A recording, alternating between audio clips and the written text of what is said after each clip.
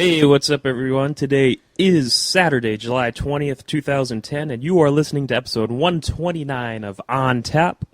I am Dale Coulis. I'm joined today by Chris and Lyzz Harpster. Hello. Hello. And we have two very, very special guests on the line via tin can and string today. Some of you may know them as the hosts of PSnation. I know them as the kings of the kings of 90s Simpson references. Josh and Glenn, welcome. We're special. You're Homer Simpson special. Sure, that's special. Yeah, what are you talking about? Eat my shorts. Yeah, so That's Bart. Yeah, he's on The Simpsons. we got these two guys on the line today because, as we hinted at our last couple episodes, it's to celebrate the 10-year anniversary of the PlayStation 2 in North America. We're going to do a retrospective on PS2 come out in 2000. October of 2000. October of 2000. Okay. So why aren't we doing this in October? I know exactly when the PS2 came out because it was the night of my October 10-year class 26th, reunion. 2000, right? I think it was the 27th, right? Wasn't it 26th? So why are we doing it in July? For good reason. Because it's Christmas in July. Because all these all the other more major websites are going to be doing retrospectives and features on it when the appropriate time comes, and Why we're going are we doing it in July? We're going to beat them to the punch. Why don't we do it in December then? So we're going to punch them? We're going to beat them to the punch, 10th and Christmas anniversary or something. and then I'm sure Retronauts will do a far better one, which will usurp us. But you know what? Screw you, Jeremy Parrish. We beat you to it. Yeah. Okay.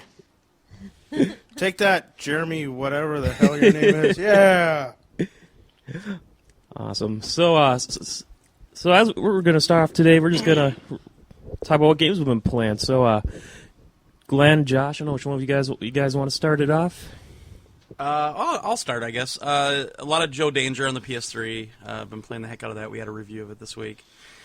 Also, I found out I've already put in 14 hours on the Medal of Honor beta. So, yeah, I saw you online playing that. Wow. Yeah, it's a blast. It's still got a lot of bugs, but I ended up playing their kind of story mode thing last night instead of just the deathmatch, and playing that quite a bit, and hopefully that's helping them out. But yeah, there's some bugs. Some more Battlefield Bad Company 2 now that they brought out the new map pack, so it's map pack 4. So having a blast with that, but I've already closed out all the classes, so I really don't know what I'm doing. I'm like, yeah, I'm having fun, but I'm not really opening anything anymore, so okay. And so do you notice a lot of can you tell the multiplayer is done by DICE after I know since you like Bad Company a lot and they're doing the multiplayer for Medal of Honor, does it seem like its own unique beast? Oh, it's definitely unique. It feels very different on Medal of Honor. The maps are not anywhere nearly as large as the ones in Bad Company 2, but they are definitely bigger than Modern Warfare 2. So, it's got that DICE feel to it, but it also feels a little more on the realism side in terms of just the feel and how accurate you have to be in terms of when you're shooting the guys. Found out last night that in Battlefield Bad Company 2, the sniper rifle is a lot more realistic, where you have to actually compensate for drop with the gravity and everything else. So I actually think sniping's a lot tougher in Medal of Honor than it is in Bad Company 2. So it's got its own unique feel, and it's definitely a different game. But it's nice that DICE is doing it. I mean, they're the kings of multiplayer military action like this. So I'm very, very happy that they're doing it. And then I'm trying to think of what else I've been really playing. A lot of PSP, a lot of Pinball Heroes, and Williams Pinball Pinball Hall of Fame Williams collection. As usual, that's my go-to. And that's about it. A little bit of Peace Walker, but not enough. Yeah, I actually tried throwing in Williams Pinball Hall of Fame and trying going through the tournament mode last week, and I got so close to beating it, and I failed with 3 tables left. Oh, wow. I don't know if it's called, or the Williams Challenge. I think that's what it's called, where you got to beat a set score on each table. It's really cool. It's so pissed. That actually helps quite a bit with when you beat the individual tables and kind of beat all the goals. That Williams Challenge really helps in terms of the replayability of the game after you've done that. Besides just having awesome pinball games, but that is a lot of fun. It's tough too. Yes, I agree. Josh, what have you been playing lately, man? Actually, I got drunk the other night and turned on my 360 for some reason. What? Uh-oh. Well, I told you. What were you drunk. thinking? That's a fine in 37 states. No, the funny thing is, I didn't know what I wanted to play. I was checking messages and stuff like that, which I could have done online, but I started digging through my list of download games and demos and stuff to delete some things, and I saw Paperboy in there. And I thought, wait, isn't Paperboy one of the ones that they got rid of? So the demo was still there. So I played the demo for a little bit. I actually had fun with it. And for the heck of it, as the 360 demos tend to do, they all bug you to buy it the whole time. So yeah. I'll buy it now to get an achievement. I clicked the button. I was like, all right, sure, I'll try to buy it. And it said, okay, this purchase is free, basically. And I thought, wow, so they got rid of it off the servers. They don't have a way to charge for it, so it's free? I was like, sweet. So I hit download now, and an error came up. Oh, no. Jeez! They took it off the servers entirely. You can't even download it if you still have the demo on your machine. Wow, that's crazy. Like, I thought I remember hearing, like, Microsoft said they would, like, delist some games, but, like, if you download an old trial, or you can go to your old download history and re-download it if you wanted to. Because I was actually able to do that. Some old you'd probably be able to do that if you bought it already. They probably have it somewhere, but they probably have it taken off the store section where, for it has to be the license thing. Oh, yeah. Because that's all they would have downloaded was sort of a license key that would have unlocked it, and that just doesn't exist on their servers. So... Crap. Well, so why did they take that one down? Just because Microsoft doesn't like to make money, I guess, in this instance. That was one of the Midway games. And when Midway broke up, and, in the middle of all that bankruptcy, half their games suddenly were... They just weren't available to be licensed anymore, or, they got sold to somebody else, or I don't remember what the whole deal was. Well, I think I still see, like, the Midway ones up on the PSN store, yes. right? Yeah. Because I always see MK2 up there. Yeah, and, those are still available. It was just a couple. Yeah. Oh, yeah? That just nice. kind of sucks, though, that you couldn't get it.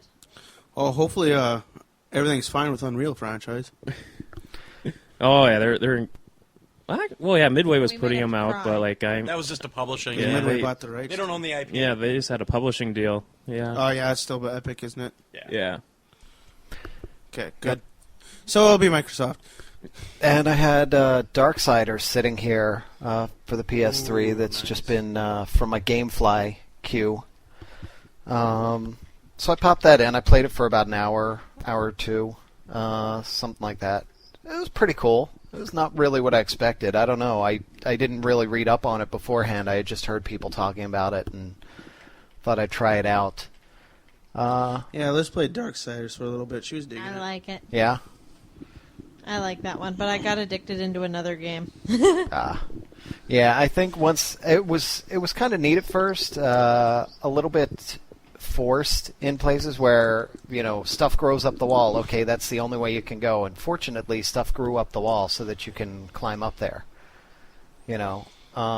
So they're forcing you down a path, and it's obvious that they're forcing you down a path through the whole thing. Yeah, this is true. But when I got a little bit deeper into it, and I started to see the pause screen where you have all your inventory and everything, and all the different upgrades and everything you could do, I started to go, oh no. Too much. Yeah, a little bit too much for me. And then I said, okay, I've got a sense of it. It's neat, but whatever. And I sent it back. And then last night, actually, before I fell asleep, I was playing Lost in the Damned. Yeah. So that was pretty cool. Enjoying that so far. Cool. Sweet. Yeah, that's it. Cool. Liz, what have you been playing? Like, what was the game that sidetracked you then? Lotro. Lotro again? Lord of the Rings Online you're talking about. Mm-hmm. You guys beat the expansion yet? No. No? Okay. No, I'm bringing up... No, not your mom. So anything else you've been playing, Lyzz? Lotro? Just that. Nice. Chris, how about you, man, besides Lotro? Besides Lotro? Anything? I don't think so. Lotro? See, Lotro. See, I'm dreading doing our end of the year game of the year, our traditional end of the year game of the year list, because this is what it's been like the last few months now. Yeah, it has. I played rock band. Oh yeah, we played Green Day a That little was bit. before the last podcast. Oh, okay. Oh, was it? Yeah. Oh, okay. Yeah, that was right before the last podcast. We were just finishing Jesus of Suburbia. Mm. Remember? Oh yeah, that's Scott right. came over. Yeah, and that's I started, right. That's instead of singing the words to the song, I was like, how long is this song? How long is this song? Oh yeah, they got that long. It's like, 12 minutes. Yeah, 12-minute anthem. Song. That was crazy. Holy cow. You're the Listen to one. it on the CD, and you figure, oh, it's only 3 minutes.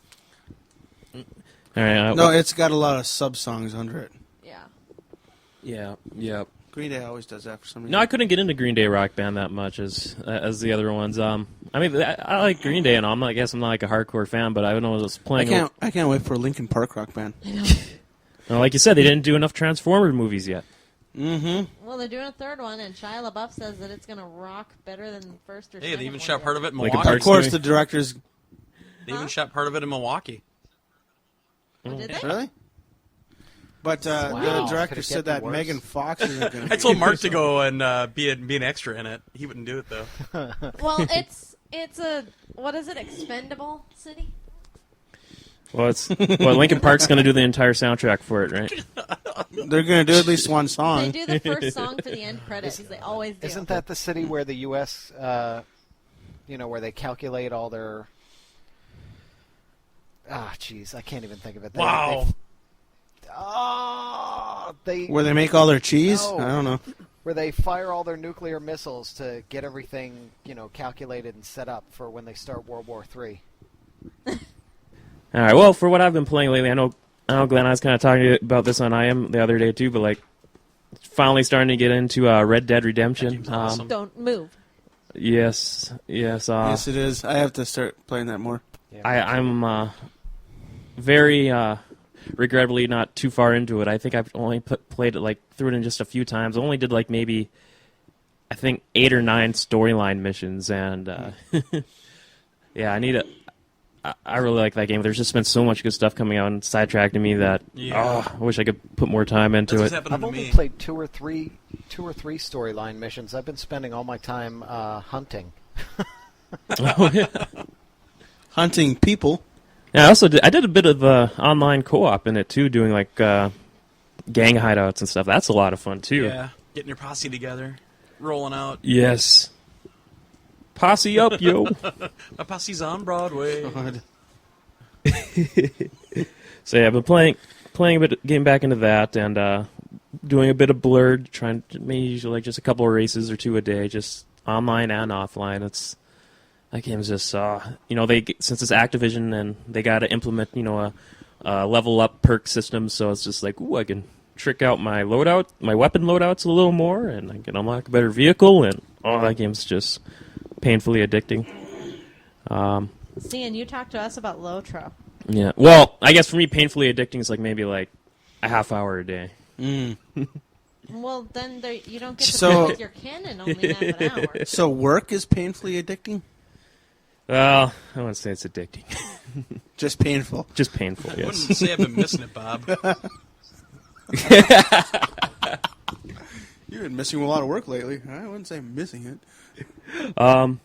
Here's a kind of an oddball title. I kind of saw it on the shelf at GameStop, and it must have been one of the ones that just kind of slipped under the radar. 3D Game Hero? No, I actually got a Oh. fair bit of No, but that's not a title. attention. Yeah, but I'm talking about a Sniper Ghost Oh, Warrior God. on 360. That game has no redeeming qualities. Yeah, that's going to be disappearing from Dale's house Yeah. today. Well, I don't know it yet, though. Yeah. Oh, wait, yeah, he does. Shit, we But, just told him. I saw it was like $40, and I remember, I don't know if you guys were familiar with Sniper Sniper Elite. Elite on PS2 or Xbox that much, but me and another co-host of mine who couldn't be here today, Scott, we played that game to death. It had co-op, it had a ton of missions. The game was just a blast. And I know this one wasn't even made by the same developer or put out by Namco again. It's put out by a publisher I never even heard of, City Interactive. So I just had City Interactive. Yeah, all bad. Just all these bad reservations going into playing, but I was like, screw it, it could be good. And to my surprise, it's actually an all right game. I won't say it's great. I won't say it's the next Call of Duty, but the game actually has some decent production values, and gosh, yeah, I'm actually having a bit of fun with it. Unlike like Modern Warfare, where you did a bunch of like running gun missions and a sniping mission to mix it up. It's like opposite way around. 4 or 5 sniping missions and a running gun mission to mix it up. And I know some glitches here and there, nothing too bad. I know some kind of nasty pop-up, but it's actually pretty fun so far. I am very, very surprised at how good and how not bad it is, I guess. How unbad it is. Yes. It won the Unbad Award. Yeah. Then also, Retro Game Challenge. I'm almost done. I got one challenge left in Guardia Quest, their little Dragon Warrior spin-off in there. I think I'm only it's just to beat this dungeon, and then there's just one more game after that. So yeah, just absolutely. Yeah, actually, playing a ton of Guardia Quest inspired me to go down and freaking pick up Dragon Quest 9 on DS. But did it? Yeah, I haven't started that one yet, but I'm going to try and finish Retro Game Challenge. So when you start first. playing it, do you see Seth Green there? What do you mean? So guy does the commercials. What should I do, this or this? Well, in Dragon Quest 9, I picked a warrior because of this. So I can get popcorn at the concert or something. Something to do with the costume.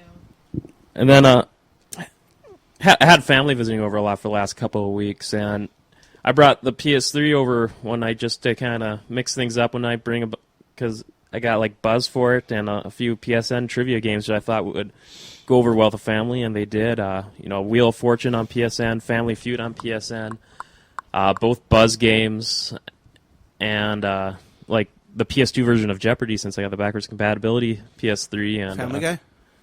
What? Does the PS2 version of Family Guy work or not Family Guy? What? Family Feud. Family Feud. Family Guy on the brain. Yeah, I do. Retarded horse. Family Feud, does that work on the PS2? The PS2 version of Family Feud is horrible, so I didn't even bother bringing it. But the PSN version is actually very, very Come on, well done. It's funny. The Family Feud version? Yeah. That's one of the few times I actually saw you get pissed off and swear at a game because the input interface was so broken and busted, and they only gave you it's funny looking at all the animations because all 3 characters do the same exact thing. And they only gave you 7 seconds to input an answer. Yeah, the PSN version's a lot better. They give you a lot of time. They auto spell your words too, so it's a lot more intuitive interface. And that was Family Feud was a big hit with the family, and so was both Buzz games because I know I'm not a huge. I could do all right trivia. I know my brother-in-law is way better at trivia than I am, but the way they got those Steal the Points and those Steal the Points games and some of the other ones kind of gives everyone a chance. And I know my niece and nephew really love the pie game round of their. Pass the pie or whatever. They're little kids. Yep. They're little kids, and they're all thinking, woohoo! They're just laughing every time they got pied. So actually, I wanted to ask you about that Family Feud game on the PSN because I saw that you were talking it up on VGevo, and how does that work when you have to type in the answer basically, and it gives you time to do that? And does that bring the game down, like slow it to a crawl or anything like that? No, this one actually has a lot. Compared to older versions I play, like I said, I'm a huge fan of Feud now. I played almost every single video console version there has been of it, but this one, you still got to type it out. There's no voice recognition for the answers, but you still type it out. But I don't know if you guys happen to have played any of the older Jeopardy games, but they'll auto suggest answers for you that you're trying to type, and they'll auto key for suggested answers they think you're trying to type as you type them out, and you just do that, and it makes it go by a lot faster. Well, the PSN Jeopardy is actually multiple choice. Yeah. Yeah, I saw that kind of prevented me from getting it. As much as I would appreciate that, it's not a good game. That just ruins Jeopardy, man. Yeah. as tough as a lot of those Jeopardy questions are, it's just I got to know it on my own. But then how do you do the the piece at the end where you have 60 seconds? Do they not give you 60 seconds? They just ask you 5 questions and give you time to type in each? I think they give you 100 seconds, actually. Okay. So yeah. Yeah, it goes by. Yeah, because if the answer is Rumpelstiltskin, you're in trouble. Yeah, you're like, shit. Supercalifragilistic. Crap, how do I spell this? I think, the only time I really found myself struggling to, like, put in words was, like, for answers that had, like, 2 or 3 words in it. But that wasn't that often. But who is Rumpelstiltskin? But yeah, that... Okay. Do you still have to phrase it in the form of a question? No, it's Jeopardy. Oh. Not Family What are we Feud. talking about? Family Feud. But yeah, it's a great version. If anyone likes the show, or even if you don't even know the show, it's the game show. It's real easy to get into as a hit with the family. So So is Al Borland still on there? no, they just got the announcer. Oh. They don't got John Hurley. John Hurley's the current host, but Louis Anderson. I remember when he was doing it. Show me cake. There's no Richard Dawson avatar coming to kiss you? They could have done. They could have had unlockable old hosts. There you go. See, that was the only good version. Only good thing about the PS2 version was it had unlockable studio sets from the past, and that was kind of cool. That's a neat idea, actually. But yeah, the PSN version is probably like the best version of Family Feud I've played in a while. So yeah, it's only $10. It's great for parties and family shindigs. So I'd recommend that one. But yeah, that's it for me. And so I think without further ado, here we should get the ball rolling with the PS2 retrospective. Gosh. Yeah, where to start? There's only a few games for the PS2. Yeah, there's only 7 or 8. Yeah. No, that was the Virtual Boy. Oh no, there was 13. I was like that's about right. But I guess I think the PS2 probably was. I just remember just to kind of kick things off here.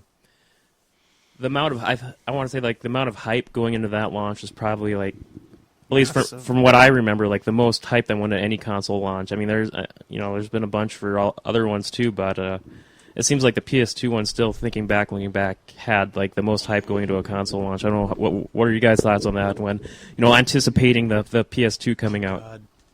I pre-ordered it. It's the only system I ever pre-ordered, and I got to play the Japanese one ahead of time, and it was only the Tekken game and Tekken game and Ridge Racer. What was the other one? Oh, that stupid Fireworks game we played. Fantavision. Yeah, that's it. But Tekken was awesome. We got into Tekken Bowling in the Japanese version, and we just had a blast with that. Yes, that Tekken Bowling was awesome. That's it. Yeah, so I pre-ordered it. It showed up on the day it was supposed to show up through GameStop, surprisingly. And the one thing I really remember about when the PS2 came out was that the systems were decently easy to get, but the memory cards were insanely short supply.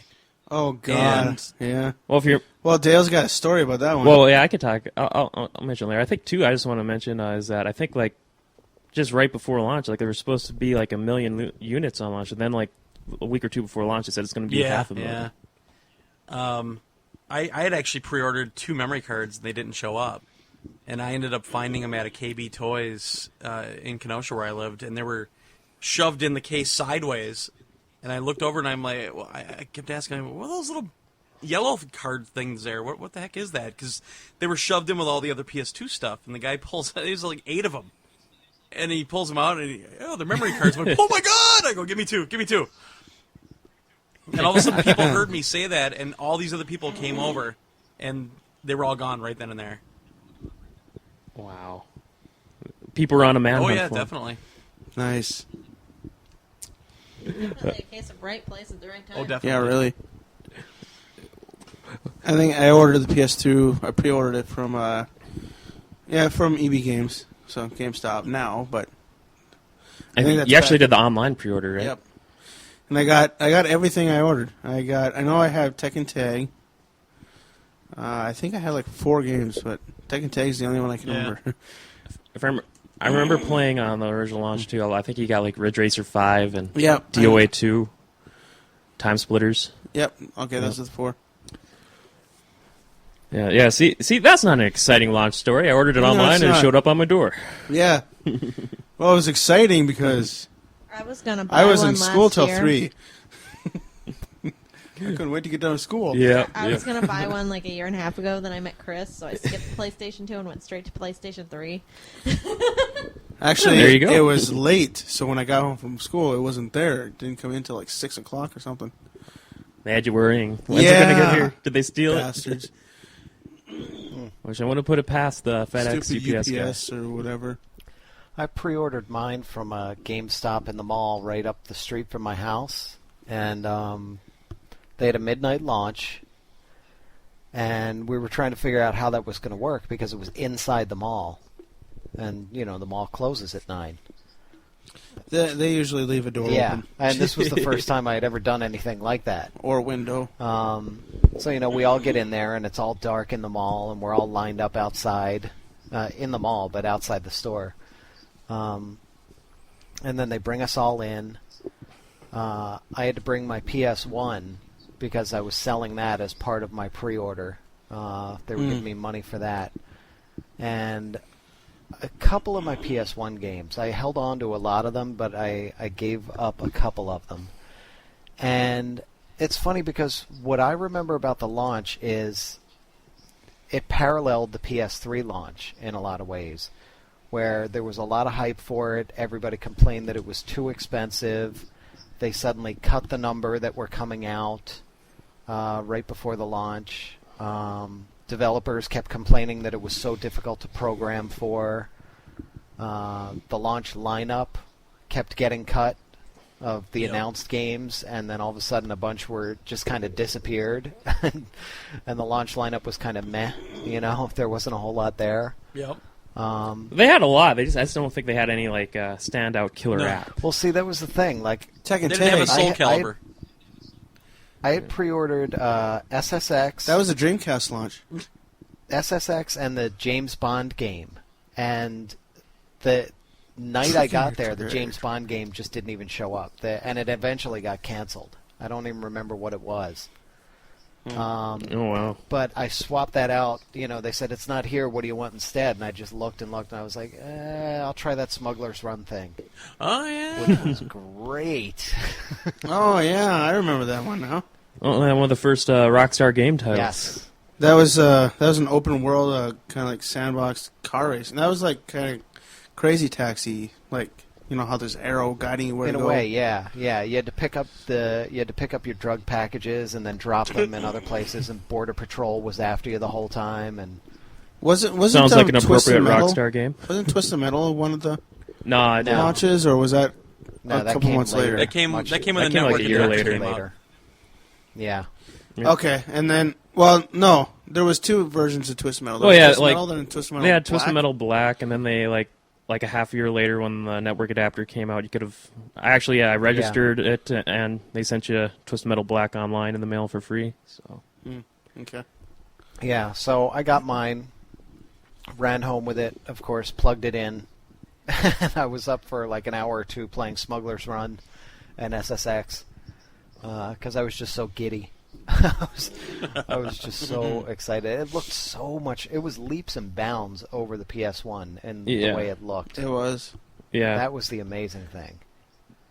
Mm-hmm. Well, I think SSX ended up kind of being like the underdog surprise hit out of the PS2 launch, if I remember right. definitely. Yeah. Yeah, like a lot of buzz about it, and it was like the debut game for EA Sports Big Line that kind of really dominated that generation. Yeah, now there's like 20 of them. And I think they kind of Or dropped it 4. now. They haven't done They've a new one in dropped a it, while. yeah. Yeah, they haven't done. Which is they only a did shame, 3. No, they did. Yeah. They did 4. They did SSX, Tricky, And 3. SSX 3, and what's it called? They did one on the Wii also. World Tour or something like that. Yeah, but the Wii doesn't count. I'm talking yeah. about PS3. Yeah. Yeah, they did. Yeah, I think it's SSX World Tour. It started on the PSP, and they ported it back over to the PS2 later. That's right. Okay. And I guess for my launch story, I didn't even have a PS1 because our family could have only I know it's sacrilege. I think Blasphemer. everyone else did, but like our family could only afford like one system during that generation. Get out of your apartment. That's blasphemy. And I had to go with N64 because I was drinking the Nintendo Kool-Aid at the time, like during that generation, and the N64 had a really strong launch too. Yeah. That one game was great. Those two games that came out, yeah. Let's see with me. But for me, I really loved the N64 because it was a great multiplayer system, and it was the first one that had the 4 integrated into it. Yeah. And see, with me, I had, with my family's financial situation too, we had a Sega Genesis, and then it had to be 15, 16 years later, 2 years after the PlayStation 2 came out, we got a PlayStation 1. And then that's the time to buy. I got an Xbox 360. When Halo 3 came out. Actually, about a year after Halo 3 came out. Our family was the same way too. Just kind of, usually, like actually for the longest time, like whenever one new system came out, we got the previous generation because that was the big thing at rummage sales. Hey, wait, we finally got an Atari this year. Yeah, we just got an Atari 7800. I got to take exception to that. That was the first system with 4. Were you saying 4 controllers integrated into it? Yeah. Yeah. No, the Atari 5200 original had 4 ports on it. Oh, did it? Yes. Ooh. I thought it only had 2. No, they re-released it with 2. Oh, it was on the back, revision. wasn't it? Oh, okay. Yes, because the one I have upstairs has 4 ports on the front of it. Okay. And we used to do that a lot with sports games and stuff. Well, they had to do. I guess it makes sense for it to add 4. That system was huge. Yeah, it was. But I mean, I kind of wanted a PS1, but like I said, our family only could stick with one system. I remember playing at friends' houses and playing like a lot of Twisted Metal back in the day. But and when I finally got my first job during high school there in '99, I was at the time the details started coming out about the PS2, and they said it would be backwards compatible with the PS1. And I was just thinking, I'll just play DVD movies. That was a huge selling point too. Yeah, so like leading up to the PS2 launch, I was like kind of buying. I reserved mine too at the mall GameStop. I think it was called Software Etc. at the time. Yep. That was hilarious. And I tried to talk my parents into getting a PS2 because it had the DVD player built in. Yeah. My dad's exact words were, "DVDs will never kick off." Oh. Yeah. Laser discs forever. Yeah. VHS. Yeah. We had over 2,000 movies on VHS. My mom's still working on getting all of them on DVD. Oh, wow. As soon as she gets them all on DVD, then DVDs are going to die out. Don't tell her about the Blu-rays. next standard. Yeah. Oh, she knows about Blu-rays. She goes, "I'm not getting another player." But at least Blu-rays are backward compatible DVDs. So. Yeah. There you go. But she's hilarious. But yeah, like I think leading up to the PS2 launch, I must have got like what a Lotro freak. Like a dozen DVDs and like several PlayStation 1 games, really psyched for it, and went to the GameStop to pick it up, and I only reserved Madden at the time, and but like I had a memory card on reserve too, and just like you, Glenn, there was a shortage, and like I think only the first few people who reserved it got it, and even the manager, I guess, like kept a few for herself and was just like, "Where's my memory card?" It's like, "Oh, wait, we got more coming in on next shipment. There's a shortage, but if you want, I could sell you one outside the store." And I was just like, for an extremely really inflated price. Wow. Nope. Holy shit. That was the local GameStop manager. I'd have reported his ass to the company. Her ass. She's no longer working there. Yeah, I think she ended up getting canned or something like not too long after. But yeah, so I'm like, no, I don't feel like buying one outside the store for $50. I'll play Madden without a memory card. It's all right. It doesn't really cry out for one unless I really wanted to start a franchise mode. So, but yeah, I think the first few months with a PS2, man, catching up on PS1 games and Madden a lot, and experiencing DVD movies was a blast too. Building up a quick collection before it came out, and I just going to your place too, Chris. I remember we played later I bought Tekken Tag Tournament, and we played the hell out of that. That game was a hit, man. That's still my favorite Tekken today. And Time Splitters. Remember all the maps we used to make for that? Yeah, we went crazy with the maps. Well, yeah, I just wish they would allow you bigger maps, but I remember we'd like set up ones where you'd like have the we'd start off in one room with all the weapons spawning, and then we have all the computer bots just running one single long ramp into our room, and we just fired rockets at them nonstop.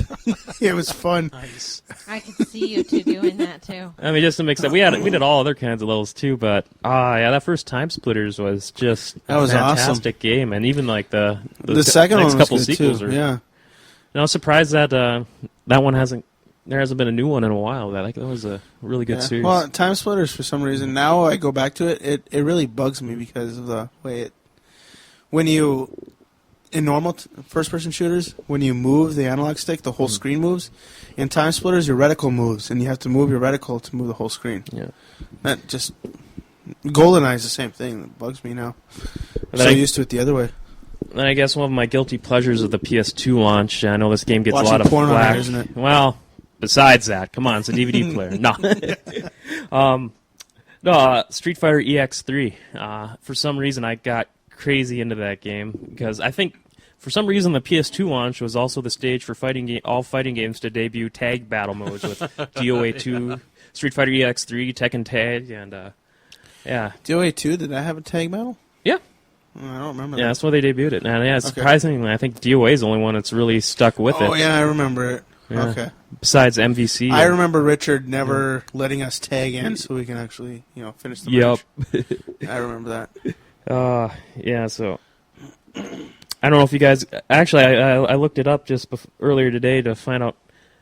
I know he said there's some launch games canceled. I'm kind of imagine what the launch lineup would have been if no games got last minute pushbacks or cancellations, but there's 28 games that launched with the PS3.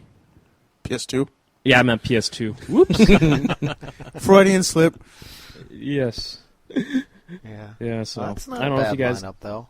But see, there Yeah. wasn't No, a it's whole lot not. for me there. I wasn't really into the fighting games at the time, so I was even struggling to go with that James Bond one at the time. I was like, I guess I'll go with that because I didn't want just one game. And then when that disappeared, I was really having a hard time. I was like, oh, what do I really want here? I don't know. And Smuggler's Run just jumped out at me. I'm glad I got that because I love that game.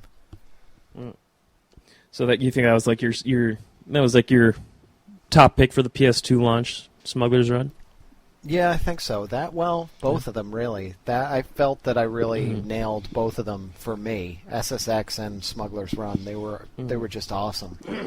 I was having a great time with both of them. I didn't need another game for a long time. I mean, Madden was great. Madden was great for me, and like the leap in graphics alone was just a big. I think a Madden big was leap. the only one you got, isn't it? Yeah, Madden was, and I would have gotten Time Splitters, but I think I just got used to playing playing it at your place almost every weekend. So, but yeah, I think for me, Time Splitters was probably like my favorite of the PS2 launch. I would say it's probably between Time Splitters and Tekken. Yeah, for me. Yeah. Yeah. I have to rank Tekken Tag up there. I don't. What would you say, Glenn? Tekken Tag was probably the one I played the most when it launched. Yeah. All right. Cool. Now, the next thing I got on here is, I kind of want to talk about like the first 2 years of like the PlayStation 2 here. That like, I thought that like the first 2 years alone was like very, very strong because it did a phenomenal job at just establishing new franchises, and I think I remember getting like a Blockbuster like summer pass one summer for at least several months there, like renting game after game and trying out many new ones. And I was kind of curious on if you guys got hooked on like any of the new franchises Sony came up with, or I know for me I really two that really caught my eye were Onimusha Warlords and Devil May Cry. Just with the exception of getting over Capcom's tank controls for Onimusha, I thought that well, I think Devil May Cry was like the first game to get rid of that, if I remember right. I may be wrong. Did it actually give you free 3D movement Pretty with sure a you're right on that one. thumbstick? Yeah. Yeah. I can't even play tank movement 'Cause- games anymore.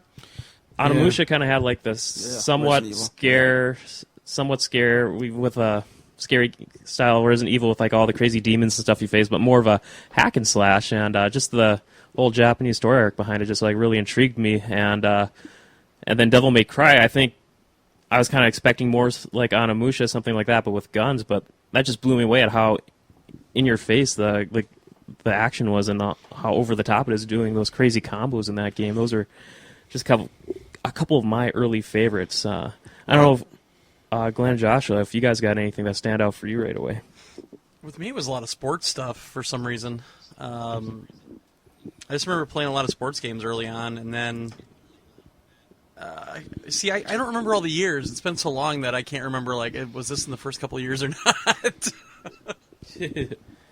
That's all right. I used to play the hell out of my PS2. Just make stuff up. That's what we do. Play a lot of what? What was that? I just remember playing the old High Heat and the All-Star Baseball series when it was good, and boy, I'm trying to remember what the heck else back then. I know we played a lot of Tekken Tag. I probably played that most of the time for like the first year, probably.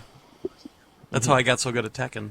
Another big one too is like right at the end of a year, well, pretty much a year right after the PS2 launched, Grand Theft Auto 3. That's what I was going to mention. Like for me, it was NFL Game Day and NHL Face Off, because those were such huge jumps in the technology as well. I mean, NFL Game Day, it wasn't licensed, but it had these massive stadiums that just looked amazing. And NHL Face Off had like an isometric, like a Zaxxon, 3/4 type view to the rink, which was so different and actually worked well for some odd reason with hockey. And then, like you said, Grand Theft Auto 3 came 1 year after, and that changed everything.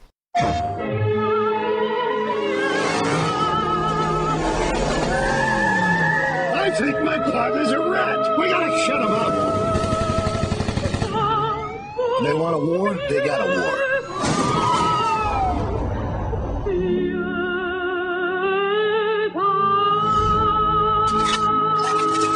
Grand Theft Auto 3, out now on PlayStation 2 and coming soon to PC. Rated M for mature. Yeah. That was amazing. Established a whole new genre, pretty much, the open world genre. And early on, Hot Shots Golf 3, I played a lot.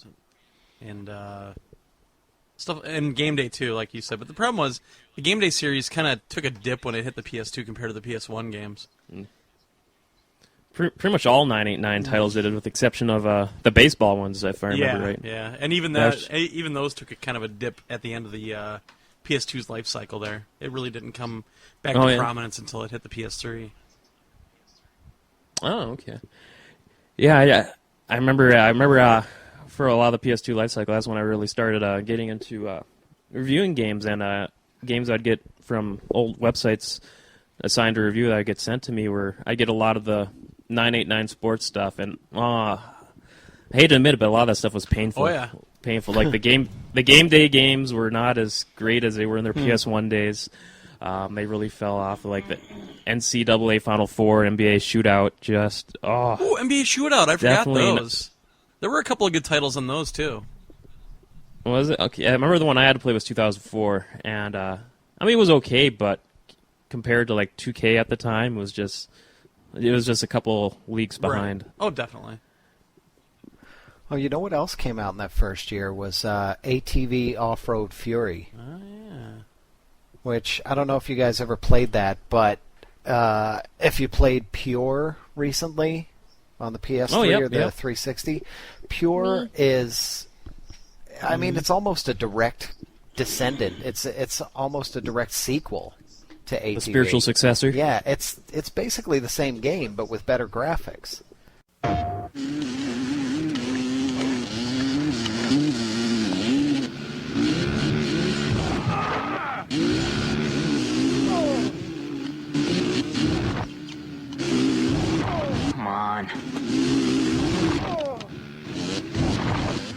Who's this clown? ATV Off-Road Fury 2, now played online. Rated E for everyone. That was a really cool game because it was almost like SSX on ATVs.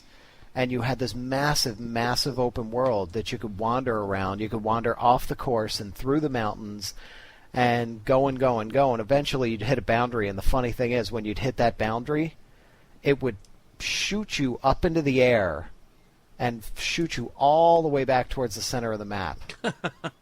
like almost like a big giant slingshot. It was awesome. So we used to just wander around and see how far we could go before we hit that boundary and flew all the way back.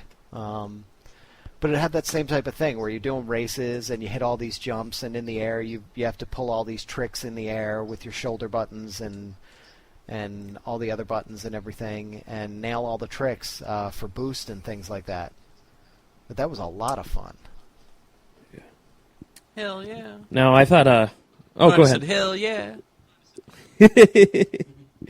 No, I thought too, kind of like Sony kind of found itself in a weird pickle going into the PS2 with, They're still in a weird pickle. Well, I What are you mean, talking about? I'm talking about like as far as like their first party lineup goes, okay. because their two lead first party games for the PS1 were pretty much Crash Bandicoot and Spyro, and Yeah. It pretty much came close to where Crash Bandicoot was like almost the mascot of PS1, because those who can forget those classic Actually, do you remember commercials where Crash would be at Nintendo headquarters and Yeah, do you remember the original mascot for PlayStation? Polygon Man? Yeah, is that You Are Not Ready, Man? Yes. With E is red. Yep. Yeah. But yeah, Ooh, cool, yeah. Unfortunately, ready, all like- right, yeah. All right, Sony, you rock, yeah. Woohoo! I forget what it was. Like if like I think they lost the contract rights, or they got snagged underneath them, or maybe there was like a deal between them and Vivendi got the rights to Crash and Spyro, and they went multi-platform. Crash is Naughty Dog. Yeah, and was it Who was Sucker Spyro Punch or was, Insomniac? No, it was Insomniac. Yeah, Insomniac. Oh. Yeah, Okay.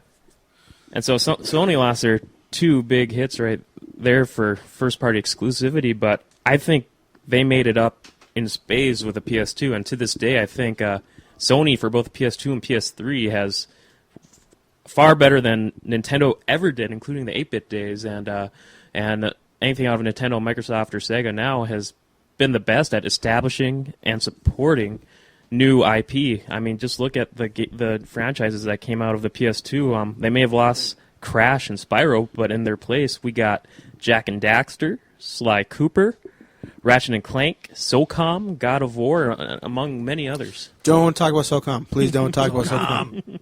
I know. I finally got around to playing the first Ratchet and Clank earlier this year. I told it to a coworker, and he just screamed blasphemy and brought me the first game out of nowhere. And that's a good game, and I don't know what would you guys say would be like some of your favorites of those series or new IPs. Well, I played. I'd Go ahead. say Ratchet and Clank. I never really got into it till the PS3, but from what I understand, PS2 has its same level of insanity and comical genius. All right, we're gonna try and hit that water bottle with the new upgradable gravity bomb from Ratchet and Clank. Go! Oh, way off. You missed it. My bad.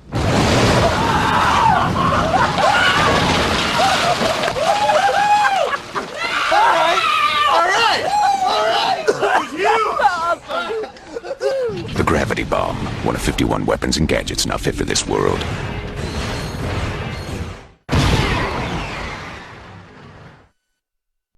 Same thing with Devil May Cry series. Other new IPs that I got into. I'm looking through my list of like stuff I like. The only thing I can really started with the PS2 is Champions of Norath, which really didn't because it's a spin-off of EverQuest. So you can kind of consider that because it's new to the genre. I love those hack and slash RPGs. And same thing with Baldur's Gate. Although we played it on the Xbox, they also made it on the PS2. Yeah, I played it on PS2 also. Okay, I beat it on the Xbox. And then Bard's Tale. Oh yeah, that was a good Bard's Tale was awesome. The original was way better. Oh, I remember. Yeah, the original first person dungeon crawl. Yeah. Well, I liked it because the narrator and the main character kind of fought. I mean, the narrator would say something, and the main character would say something like, "You're a douchebag" or something like that. Yeah, it was like a it's very just tongue-in-cheek game. Yeah. Yeah. Yeah, I mean, the big one for me when SOCOM came out, and the network adapter hit, Come on, guys. This is our chance. Are you going to flank left? All right, man. Let's take him out. Copy that. I got your back. Here we go. Reach, go. I got 2 at 9 o'clock, 2 at 12. Taking major fire. Where's it coming from? It's an ambush, man. Back up. No, I can't see anything. I'm hit. I'm out, too. I'm hit. I'm down. Who are these guys? Like shooting fish in a bucket. SOCOM, U.S. Navy SEALs, now playing online. Rated M for mature. I used to play the hell out of it. SOCOM. I used to play the hell out of that SOCOM. game. And, the Madden series was always really good on the PS2, and even though I had an Xbox, I usually played them on there.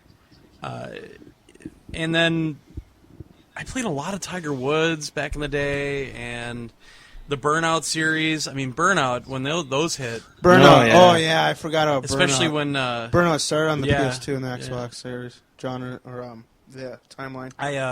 I love that whole series, so, I mean, that was a major part of it. And then, the original SSX was cool, but I really didn't get into it until Tricky and Tricky was just phenomenal. We'll be talking about that later.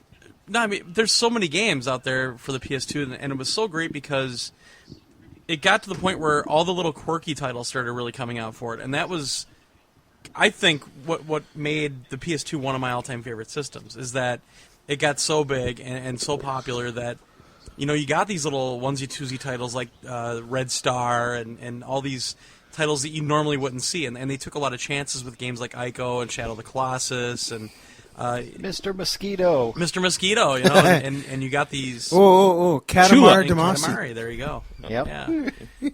Yeah, boy, you never thought that would make it, but holy crap, it did. That's what was so great about how popular it got is... Okami, which is an amazing game to this day. Yeah. So, yeah, that's kind of my feelings about it.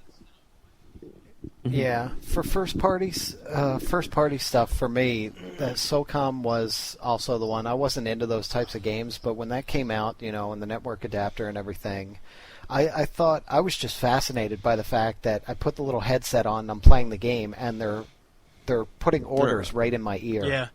Which just blew me away. I couldn't believe that was even happening. And I loved the stealth and the slow-going elements of it in the single-player stuff. So I was just fascinated by that whole game. And the funny thing is, Jack and Sly and Ratchet, I didn't even look at those during the life cycle of the PS2. It was after I got a PS3 and I played the first Ratchet on the PS3, I fell in love with that game and that franchise, and I went back and bought all of them on the PS2. Yeah, I should do that. They're awesome. Yeah, they really are. And I bought the Devil May Cry's for the PS2, all except for 3 because I hear that one sucked. It's 2 the one that sucks. Whoops, man, I bought the wrong one. I better check again. I mean, at the time, I kind of dismissed Jack and Sly and Ratchet because, I saw they were received well as far as reviews and stuff go, but I remember just kind of looking at them graphically and thinking, these are like Mario-style kiddie platformers. I don't need to play those, but then I kind of regret it now. Well, I've picked up all of them at this point, but even with Jak and Daxter, I had Daxter on the PSP and I enjoyed it, but the Jak franchise, for some reason, it didn't capture me in any way. There's not enough there for me. Ratchet is hilarious, and that's why I love that. So you're saying you don't know Jak? Those games are old. I think they finally that was announced PS1. That was awesome. Those are they were better on PC. Right? At E3 they found. Oh, hey, they're still coming back. Yeah. Yeah. They'd be stupid not to put them on XBLA or PSN. What about Prince of Persia? Did that start on PS2? Yes. Well, Look, I know about really, one. But yes. Well, the the reboot, the 3D ones, yeah. Yeah, that was huge when that came. It started on the Apple II or something. Oh, then I don't know anything about the PlayStation 2. But it really started in the mainstream. They took a 20-year break. You know what other first-party games started on the PS2 that we've forgotten here? And it was a game that I didn't pick up on. Same thing, I didn't pick up on it until after the PS3 version came out. SingStar, yo. SingStar. Oh, yeah, I'm a huge karaoke nut, man. I missed the SingStar games because they kind of came out pretty late, if I remember right, in the life cycle. But I think I played them at a friend's place, so at parties and stuff. And yeah, SingStars. I remember hearing Do you got all of them on PS2, Josh? I've got almost every single one of them at this point. Yeah, there's maybe 2 that I don't have. Do you have the High School Musical version? No, that's not SingStar. I don't think, is it? No, that's Karaoke I thought Revolution, That's, yeah. High School Musical is evil. Yeah. Or is it the Hannah Montana version? No, Which that's one do not you have? That's even worse. No, the only 2 I don't have for Disney pop SingStar shows on are Kiki. ABBA and Country. the Oh, no. Latino Yeah, one. That's right. You bought Country. And that's it. Okay. How about Disgaea? Disgaea. 1 and 2 started for the PS2. Oh, yeah, that's another one. You can say even Buzz started on PS2 also, even though it was a little late in the life cycle, but yeah, they started off on PS2. Well, and God of War, obviously. God of War was late, but Yep. if that was... that changed everything, too. Definitely. Yeah.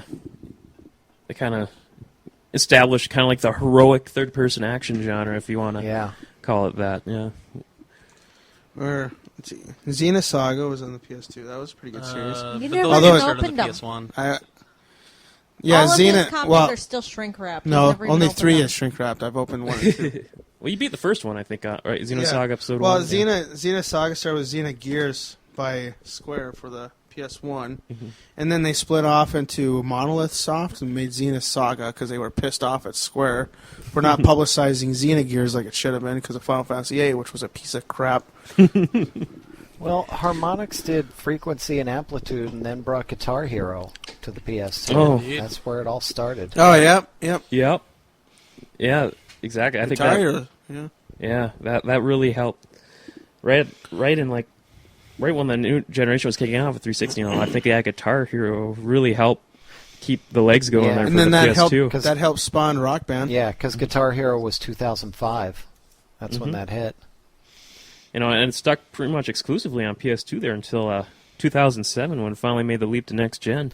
Yeah, well, that's because Guitar Hero 1 and 2 were Harmonix, and then they left and started Rock Band, and Activision held on to Guitar Hero and put the Tony Hawk developers on it. Oh, yeah. That makes sense. Yeah, because now we have a quest mode. Yeah. Yes. That's evolution, man.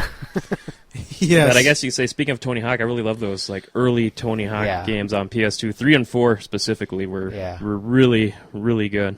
I never got into the skating ones, and actually that's why I didn't play the first SSX very much, because I was never into the skateboarding / snowboarding games.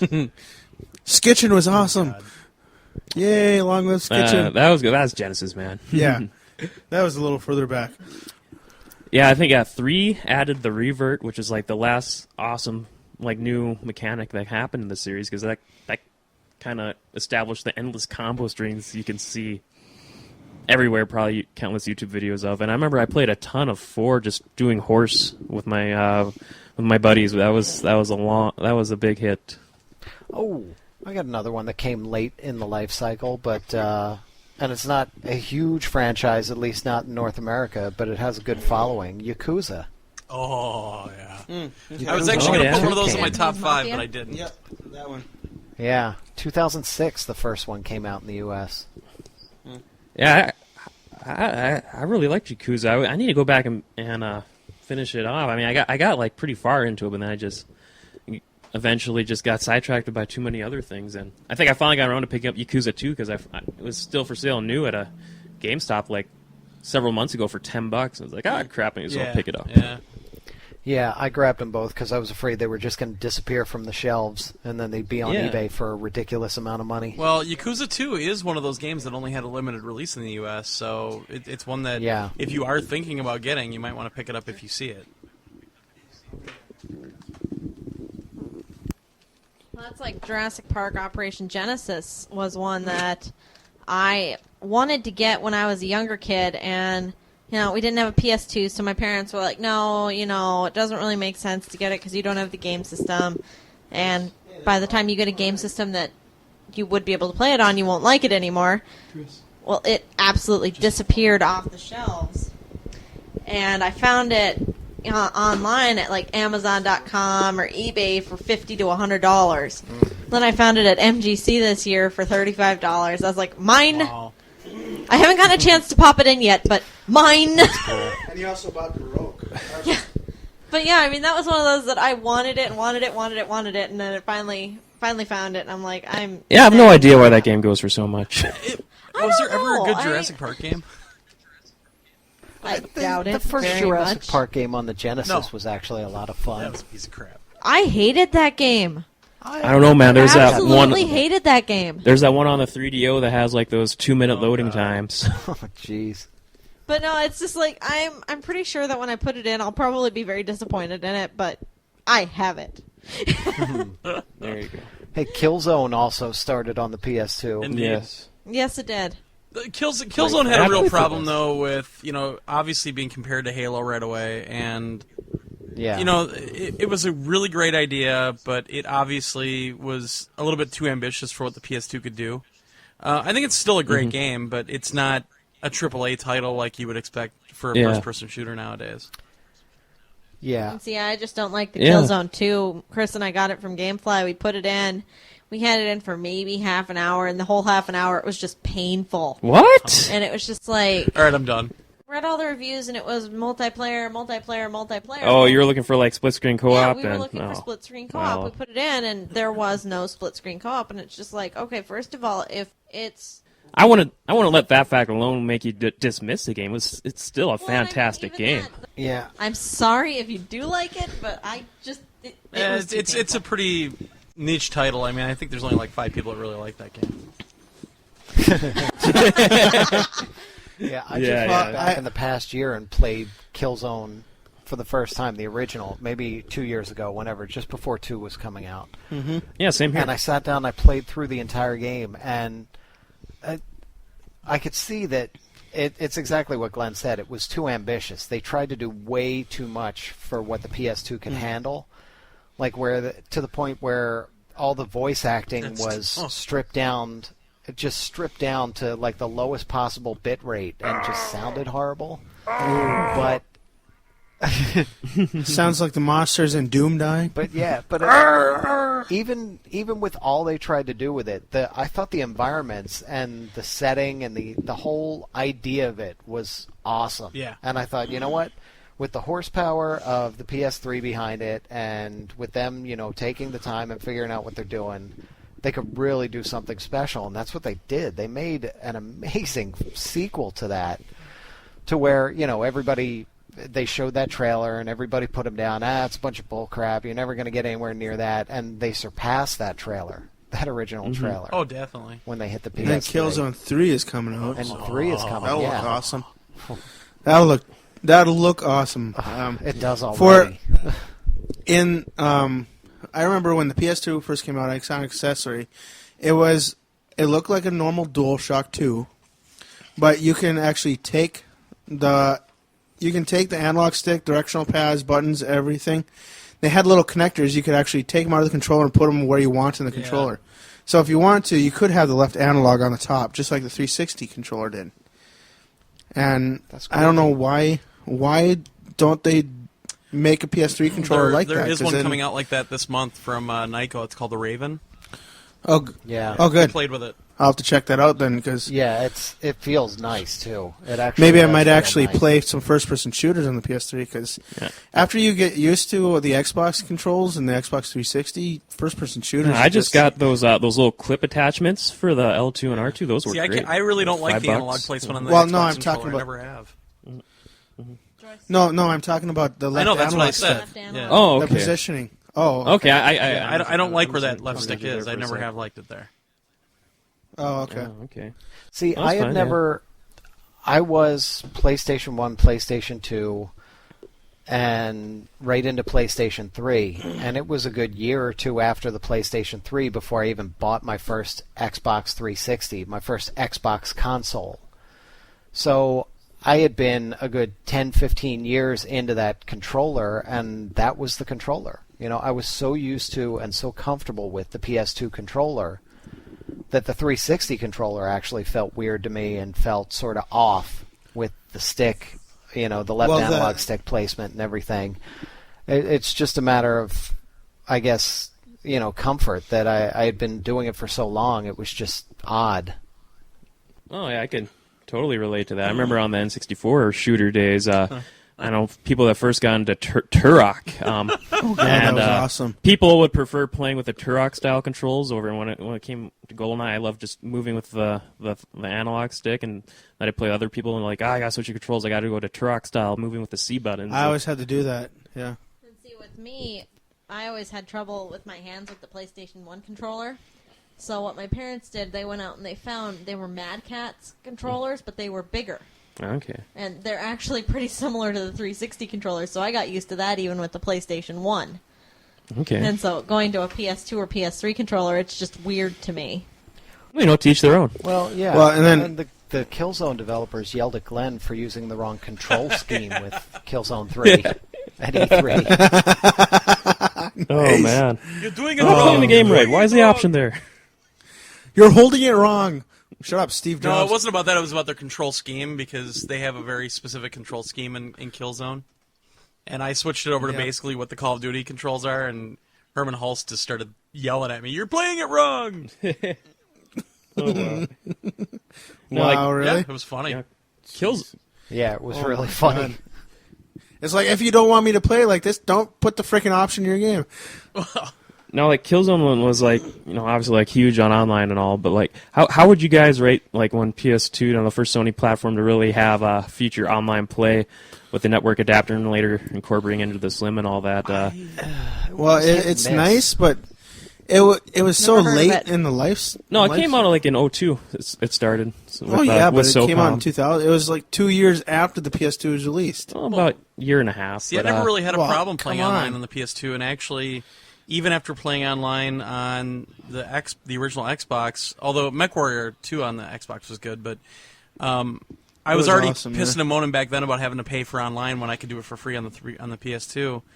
I never really had a problem though, because SOCOM played so well online. Madden always played really well online. Even it was funny because the first Madden that came out for the 360 was just a train wreck. So even when I had the 360 version, I was on the PS2 playing online. So I personally never had a problem with that. I never had a problem with playing online. I've only played EverQuest because I got that for review. The online adventures. Yeah, on the PS2, I'm like, yay, all right, yeah. I was in the beta. I was in the beta for that. Were you? Played it for about 3 hours and said, I'm never going to play an MMO ever. Yeah, this sucks. Same here. Yeah, I did that. I was in the PlayStation Underground, I think, and they gave out, the beta for that. And I can't remember if I think I played some others, but I can't really remember what they were. Yeah, it was. I know. I want to say I remember my. I think I tried Champions of Norath online too. Yeah. Yeah, I tried that online. Called Arms. Yeah. I want to say my experience with online PS2 games were pretty.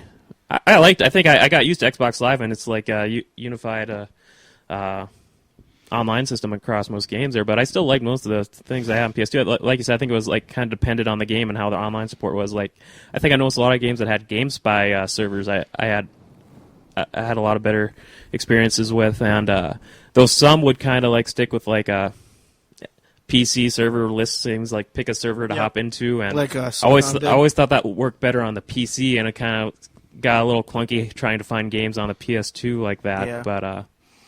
But for the most part, like you said, Glenn, I played a lot of Madden and NCAA football online, and I think Twisted Metal Black online too was Twisted Metal Black online was that awesome. Was fun online. Yeah, for free, you couldn't go wrong with that. Yeah. It was basically SOCOM and the EA Sports games were pretty much all I played online. Yeah. But it was frustrating that every single time you set it up, you had to go in and create a new sort of account for that game, and that there wasn't that sort of overlaying, unifying system for all games. Nice. That was the frustrating It's nice that Xbox Live had that, though. And I think me coming from the PC side of things, it didn't bother me. And I think, I think that was only one of the few good things the later 989 games had was they did for all the 989 games, I remember, because I had to review a unified all of them. thing. Okay. They actually had forums you can access off on the PS2 with special 989 forums and 989 friends lists, and it's this is pretty sweet. Yeah, it was cool. I mean, my brother was living in Florida. I mean, he still is, but he had just moved down to Florida. He bought his first PS2, and we were actually playing Tiger Woods online together constantly. And we'd sit there with the headsets on and just talk, and just play for hours, which was amazing. It's something I just didn't see coming on these systems. Coming from Genesis to PS1 and all that, I just couldn't imagine the time where we'd just sit there, my brother and I would be that far away and just talking while we're playing a game like that. I think I always had horrible luck with those SOCOM headsets. They'd always break on me and whatever. I think I got Joey's used to would always break too. Yeah, Joey would always. I think my brother, he was a big SOCOM nut, and he went through so many headsets. He went through the stupid scheme where he was returning them to Best Buy, so he got tired of paying for them. And I dumped that one almost immediately. I still have it actually, but it was uncomfortable, and I got the Logitech headset, which was so comfortable, so nice. Yep, that's what I have. And I held on to that. That's what I use for Lotro. I think I ended up getting like a USB keyboard, and I just got used to just using a USB keyboard for chat. I remember doing it with Midnight Club 2 a lot on PS2, doing a lot of racing. And while I'm going down a story, I could type something real quick. This was weird and archaic as it was, but. Yeah, well, that was the cool thing with the network adapter, was that finally you could stick a hard drive in there. Yeah, that really went well. Oh, it went well.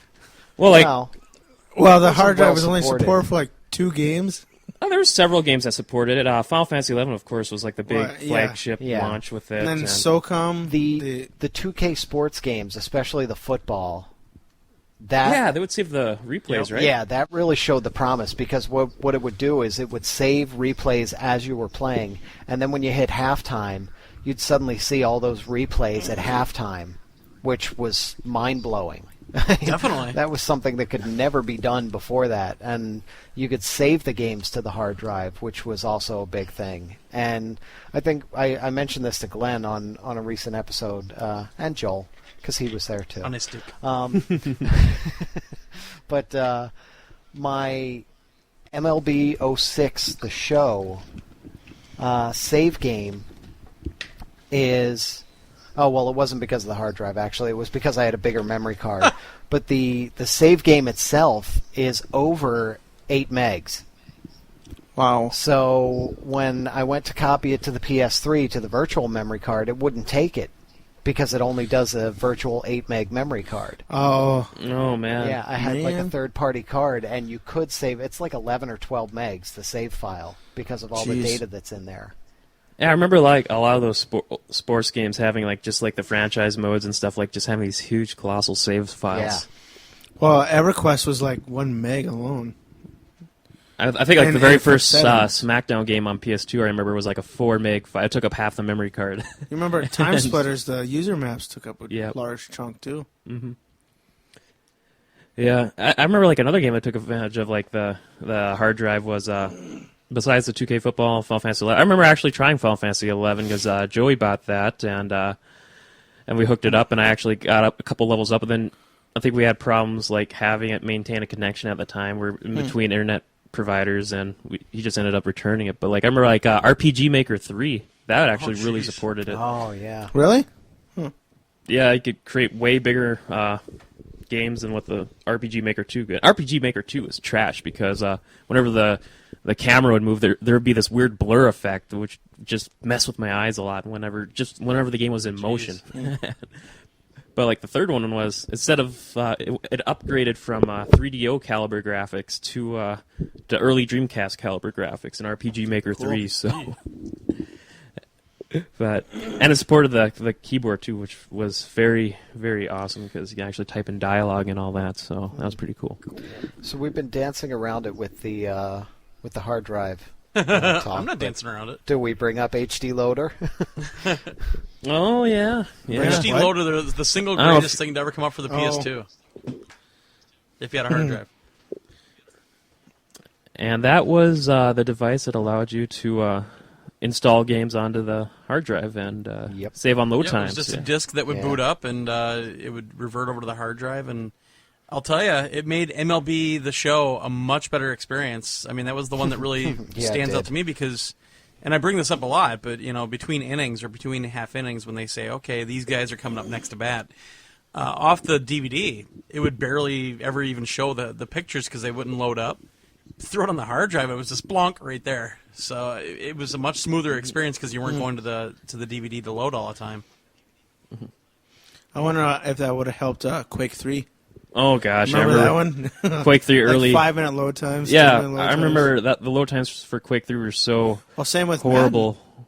Well, Madden wasn't as bad. Quake 3, we'd start a game, and when it started loading, we'd turn on flip TV. Yeah, we'd flip the TV for like 10 minutes, come back, just finishing loading. Like load time for a match in Quake 3 was literally like 8 to 10 minutes. Yeah, it was bad. Just crazy. It does make a huge difference. Like even the GTA games where you've got long loading times, just booting up and then between things, and boom, boom, boom. It was remarkable how quick the loading was. And actually, my launch PS2 died on me right at about the time they announced the PS2 Slim was coming, and it was coming out within a couple of weeks, and my fat launch PS2 died on me, and I freaked out. I was like, I gotta find a fat PS2 quick because I got my hard drives full. I got my 120 gig hard drives filled with all my stuff, and I can't go back to the slowness. I can't. Yeah,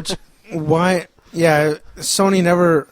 They released a Slim. You can't hook the hard drive up to a Slim at all. Nope. Yeah, it's got the network adapter built into it, though. Yeah, which is a good thing, but I think part of it had to do with HD Loader, and I think another part of it had to do that nobody really took, was very few exceptions took advantage of the hard drive in any way, shape, or form. Right. So it just wasn't worth it. And I think people knew it was coming too. They did the same thing with the PS1, and so it was inevitable. I think the PS2 Slim was like a great way to like extend, like say, the second half of the PS2's life cycle, like say these last 5 or 6 years here, because I just think it's amazing the system is still seeing releases literally almost 10 years after its launch. We just got Siphon Filter Logan Shadow about a month ago. I mean, I think a lot of them maybe just like this last year or two, we get a lot of PSP ports, but a lot of those are still great games. Like I just got that MotorStorm Arctic Rift, and I've been having a blast with that. Yeah. Well, my cousin is not he does PC games, and that's about it. And he's very specific on like real-time strategy games or turn-based strategy games. That's his thing. Mm-hmm. And there aren't that many out there, but for consoles, and he bought a PS2 just because it was so cheap and so small, and he could get relatively inexpensive games at this point, and he's looking for those turn-based strategy games. Like I turned him on to a couple of them, and that's all he needs it for, and he loves it, So just the form factor and the price drop down to $100, and the availability of that massive library, it just made a huge difference, and I'm sure it boosted the sales big time when they did that. Yeah. Well, yeah, I think too. Like I think several months before I bought a PS3, like I upgraded. I mean, my PS2 was still working fine, but I was kind of running low on shelf space. Really amassing a pile of systems there hooked up, and it's like that PS2 Slim, it really saved on shelf space, and I was happy with it for a long time. But you have the hardware backward compatibility PS3, so. Yeah, now it's just boxed up, but I figure I'll still may just use that Slim PS2 if I go on a road trip, I want to kick back some PS2 games or. Yeah, I've realized actually that I need to start using. I have my backward compatible PS3 down here in the basement, and I do have my fat PS2 here as well because it still has all the stuff on HD Loader. But I'm kind of realizing that I should use the fat PS2 even when I put a disc in at this point, because the PS3, the past couple of times I've used it that way, I've heard the fans kick in on super high speed. Well, they will. And they always it runs the system hotter. Yeah. Yeah, and it starts to worry me because my original 60 gig died, and I don't want that to happen again with this. So since I have it sitting here, and I do have a little tiny, a slim PS3 up in the bedroom, or PS2. Yeah, but the Slims aren't back compatible. No, I mean PS2. Oh, okay. Yeah, so I'm going to start actually using that. I'm going to try to avoid the backward compatibility just to extend the life of that. Because, I have it. Why not? I might as well. Yeah. Well, when I heard Sony was undoing the backward compatibility, like, totally taking it out, I just hurried up and bought one, like February of last year. Yeah. You haven't had that long, have you? Mm-mm. Yeah, I mean, I'd still recommend it for anyone because, I mean, who knows if we'll ever see the long-rumored PS2 backwards software compatibility update. I'm still convinced it's coming. It's too much money on the table. It's gotta be. Sony would be totally stupid if they don't release some backward compatibility patch. I mean, it's possible because still releases PS2 games. Well, Microsoft or at the very least they start did their titles and then they stopped adding to the catalog on the 360. So yeah, that's true because there's just too many of them. Well, I think one of the things that they're doing, especially with these PS1 titles, is they're sort of getting the infrastructure in there, and they're figuring out all the licensing headaches that it is to go back and relicense these PS1 titles for download. And they're probably factoring all that in. Like, is it going to be this much of a hassle to relicense these PS2 titles for download later down the line? Yeah. And that's probably a part of it. But it's obviously... in the first couple of years of the PS3's life cycle, the PS2 was keeping them afloat. The PS2 was still profitable and selling like crazy. Yeah. So, why take that away? Why take out that revenue source by making all these PS3s backward compatible? Why would people still buy the PS2, which is just money in the bank for them? They'll go and buy a PS3, which they're losing money on. So... from a purely business standpoint, it made sense to do that initially, but I think once the PS2 is finally put to rest, they're going to have to look at that because it's just another revenue source for them. Mm-hmm. Yeah, exactly. Or at the very least, start a PS2 Classics channel. Yeah. Well, it's interesting that they seem to be leaning, at least at the moment, towards the HD upscaled re-releases in their HD collections of God of War and the Sly Cooper series, and if they ever show up, Ico and Shadow of the Colossus, and whatever else down the line. I would be down for that. The bouncer. Too. Oh God, it gives me a reason to replay them, get trophies. Yeah, it's a really cool idea, but at the same time, I would still like to see some of those older, quirky or weird titles that we'll never see that happen. I'd love to see them up on the PSN. Yeah. Before we move on, I just want to make sure. How are you guys sitting? You guys need to take like a little break or anything? Now, we kind of talked about a lot of games too, but I still kind of just want to highlight some of the standard genres of gaming and just kind of like for ones we didn't mention, just kind of give our quick rapid fire thoughts on some of like the genres of games on PS2 that we didn't hit already, and. Just for a quick little footnote to this before going in, if you're wondering why we've kind of been light on some RPG talk so far. Because we do have an entire show dedicated to PS2 RPGs. So back when we did the RPG retrospective, like almost 2 years ago now, we dedicated a whole single episode to just RPGs on the PS2. And that was 3 hours of PS2 RPG discussion, in-depth RPG discussion. That was 2 years ago. You missed out on like Sakura Wars and all these other stuff. Persona 4, I think. Yeah. All right, so we have to get back into it again. Here we go. But no, we'll still. I only played a few, but yeah, we'll still hit it, but. We're probably going to hit each genre here, like just like maybe 5-10 minutes each, just kind of give some quick highlights. But if you're looking for more RPG talk, episode 80, that's the one you want to go into our archives at ontappodcast.com. Episode 80, and that's the PS2 RPG show. So, but yeah, let's just kick this off as like in general RPGs. What were some of your guys' favorites on the PS2? Actually, RPGs? what was it? Rogue Galaxy. Cool. Rogue Galaxy. Yeah. Yep, that was a good one. Yeah. I like the fighting system of that. Just instantaneous, quick, real-time battles. I picked up Final Fantasy XII Collector's Edition in the tin at GameStop because it was used, and I was going back and fleshing out my PS2 collection. And I actually like that. I played a good hour or two, which is like scratching the surface of a Final Fantasy game, which is just turning it on and off.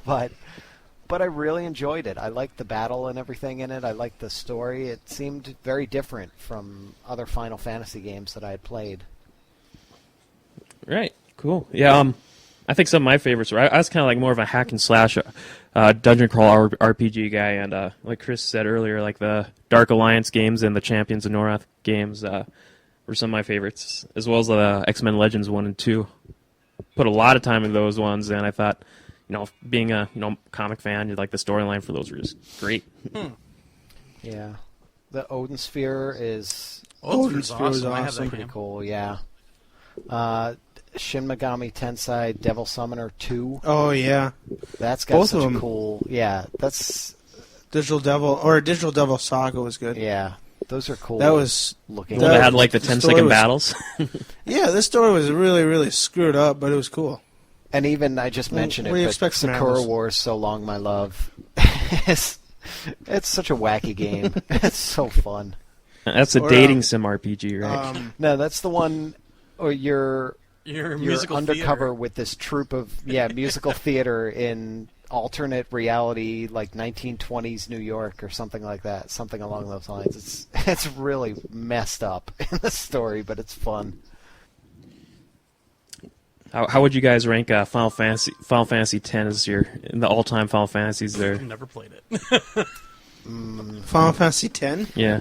I remember just playing Blitzball with you a lot, Chris. Blitzball was awesome. They could release that as its own standalone game and people would buy it. PSN download. Yep. Final Fantasy X, I think, was one of the better Final Fantasies. It's a toss-up between Final Fantasy X and 12 for the PS2. Which one was the best? Yeah, I think it's a 12, gorgeous game, but like all Final Fantasies, I never really got too far in it. I have most of them, but I just don't get too deep into RPGs. I get too bogged down and never get anywhere. But it's a gorgeous game, and it really is really cool what I played. I remember if you play it 12 on the PS2, don't play it using the component cables in high definition because it looks like crap. But if you put it on the PS3, it looks awesome in high definition. Yeah, actually, that's how I had been playing it on the PS3. And let's not forget East 4 Arc of Nepishtim. Oh yeah. I played that one. I got that one. That's all right. I had to get used to like the battling that one because I guess I was wandering off in the wrong areas right away and dying a lot. I was like, what am I doing wrong? I was just doing fine. That's a great game. Then there was Final Fantasy VII Dirge of Cerberus, which was an okay That was game. more of a third-person action game. Yeah, but it has RPG stuff in there, RPG elements. It had the Final Fantasy name. Yeah, yes, I never that too. picked that up because everybody just talked about what a bunch of garbage it was. But I don't know if that was just because they expected something from Final Fantasy VII and didn't get what they wanted, or I think that was it because Dirge of Cerberus actually filled in a good chunk of the story of what happened afterward. Huh? Yeah, he plays Vincent. So is it? Whatever. So yeah, Vincent Valentine. Forgetting, all right, without taking into account, Final Fantasy VII, and this is what I expect out of this game. If you just walked into it fresh, not expecting anything, is it a decent game? Is it worth it? Well, see, you have to know the Final Fantasy VII storyline, or you'll be like, "What the hell is this?" Okay. It fills in the Final Fantasy VII story. It's a decent game on its own rights, but it's a decent, really confusing game on its own rights. Because you'll have no idea what is going on. Like, what are they doing? Well, what's the purpose? If I remember right, everything was auto-targeting as long as you got close to it. There wasn't no like actual aiming where you did all the firing on You your can own. turn auto-targeting off if you want to, but Vincent is supposed to be this badass with a gun. He never misses.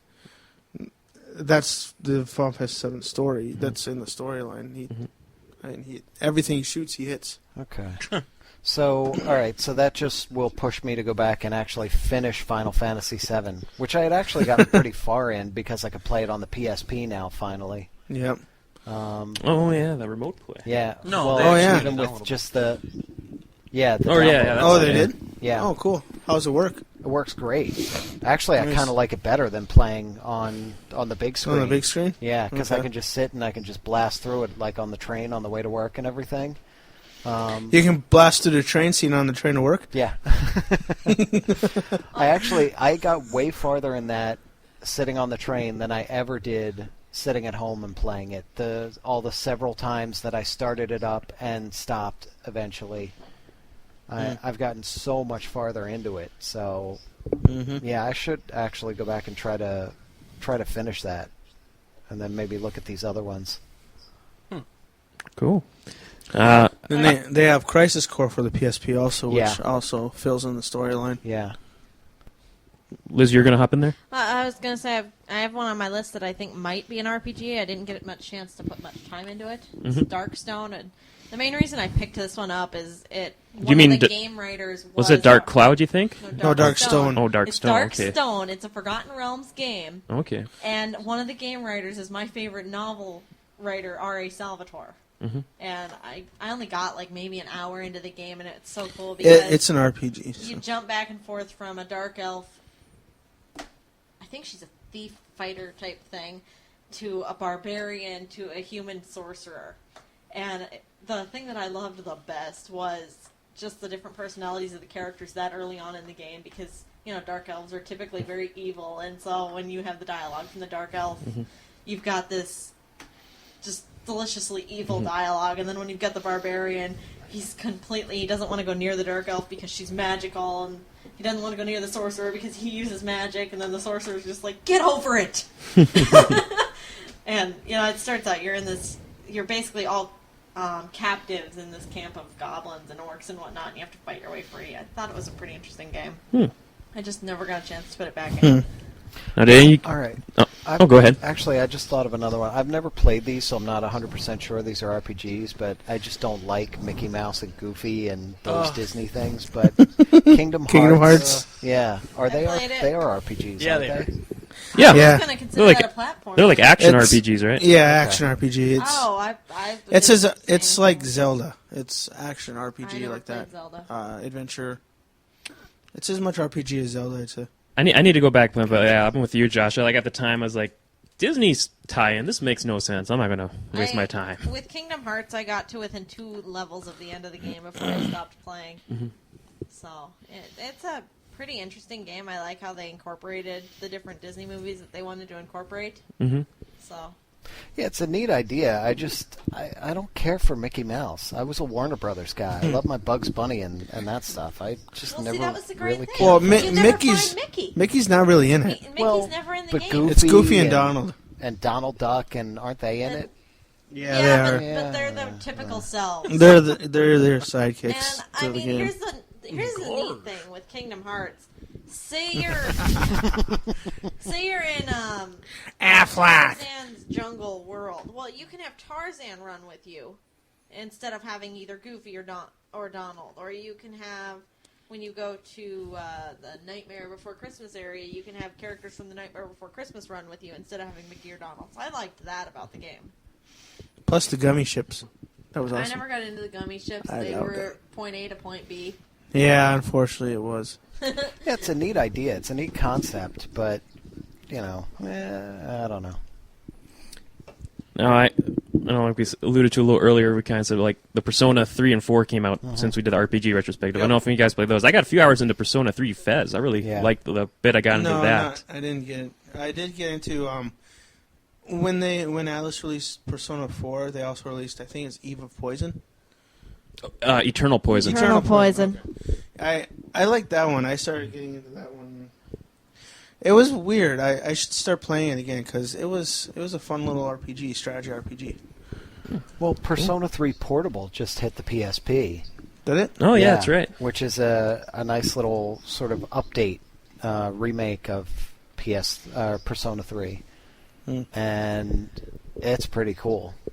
So, Persona 3 is another one of those that trying to find that for under $100 is near impossible. Yeah, I have a couple games like that. Or that's just Atlas. They don't like to make money. They like to release everything on one platform and in real low limited quantities. So, but it works for them. So more power to them. Eternal Iris. Okay, yeah. Have you ever heard of that franchise? Yep. That was pretty good. I think it was Altair Iris, right? Is it? Yeah. Okay. Artanelico. Artanelico, yeah.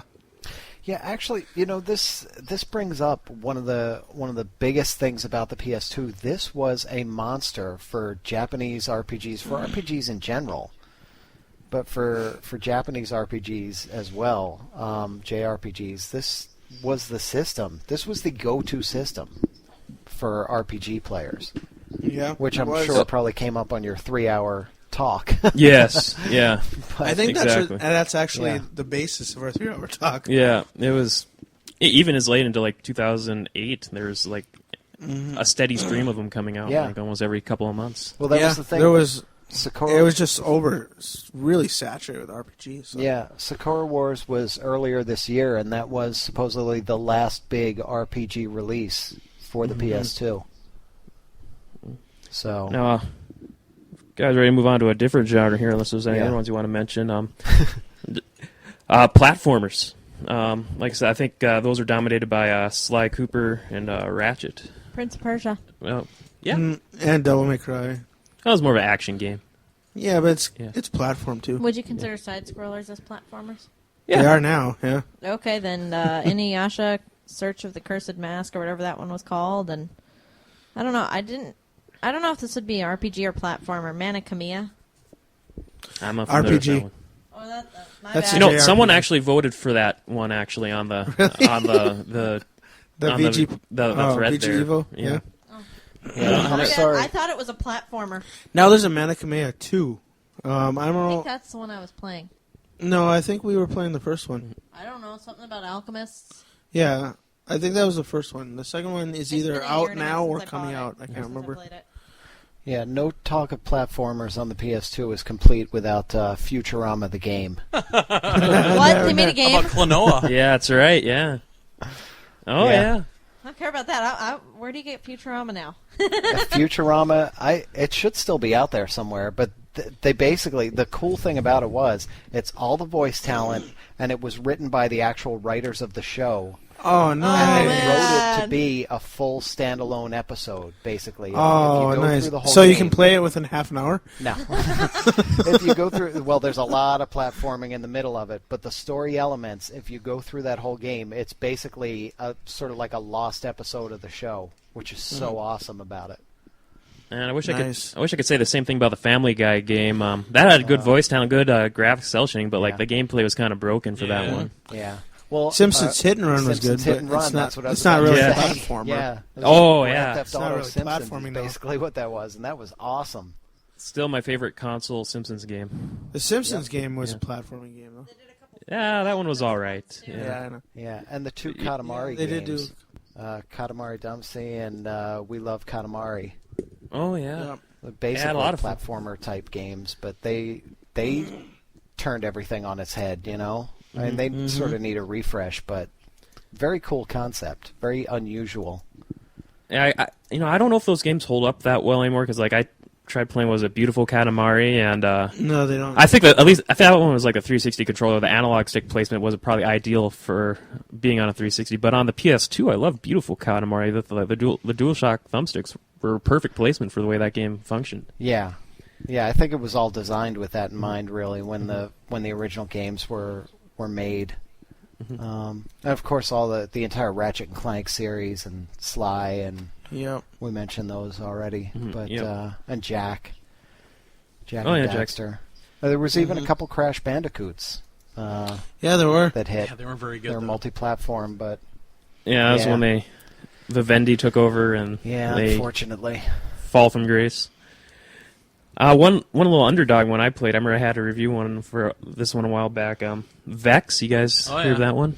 Yeah, I heard VEXX. Yeah, it was by Acclaim. And that was actually a pretty solid game. Like very huge open-ended levels. Like, and kind of reminded me of Ratchet and Clank a little bit when I got to replay the first one there a little bit ago. But like, those worlds were huge and had a lot of stuff to do. So that was a good one. All right, I got one that I rented one time because I thought it might be funny, and it actually was, but SpongeBob SquarePants the movie. Oh my god. Oh my god. Dude, holy crap. It's hilarious. I'm sorry. Oh, how about what would you consider Rez? a flight sim platform. Shmup, maybe? Bizarre. Yeah, Bizarre. I know right? I remember renting that game. It's an and awesome game. My friends and I always referred to it as, at the time, we always called it a cracked out shooter. Which I guess it's kind of like Panzer Dragoon. Yeah, on rails. Yeah. Yeah, it's an on-rail shooter. But yeah, like so I guess it'd be an on-rail. At the time playing that, we were just like, the colors. And, I guess they even release a attachment in Japan for women only to play with Rez. Yep, I know what you're talking about. It has a vibrator in it. Yeah. For something. It was the Rez Trans Vibrator. That's what it was called. Only in Japan. Only in Japan. And if you get it on Xbox Live Arcade in America or anywhere, the second controller will act as the trans vibrator or whatever. Oh, I wouldn't use that controller anymore. All right. No comment. All right. How about as far as like action games, like third-person action games? Like Yakuza. A million. Yeah. Bully. Oh yeah. Bully. Yeah, Bully was a cool Rockstar game. I like Bully. I didn't know it was on PS2. It started out on PS2. Yeah. We have it on the PS2. Yeah, dude. The Hitman games were. I loved Hitman 2. I played that a lot. Yeah, Hitman 2. I put a ton of time into. Grand Theft Auto. Yeah, of course. Manhunt 1 and 2. Yep. Yeah, the GTA series, I put a ton of time into all. Like 3, Vice City, San Andreas. Love each and every one of them. Yep. Red Dead Revolver. The original Red Dead. Oh, okay, yeah. That was originally a Capcom game, but later picked up by Rockstar. Well, on the PS2, it was just straight Rockstar. Rockstar San Diego actually developed it. Okay, well, I thought, if I remember, I thought it was like Capcom started developing it, and then like they stopped development on it towards the end. Then Rockstar picked it up and finished it off.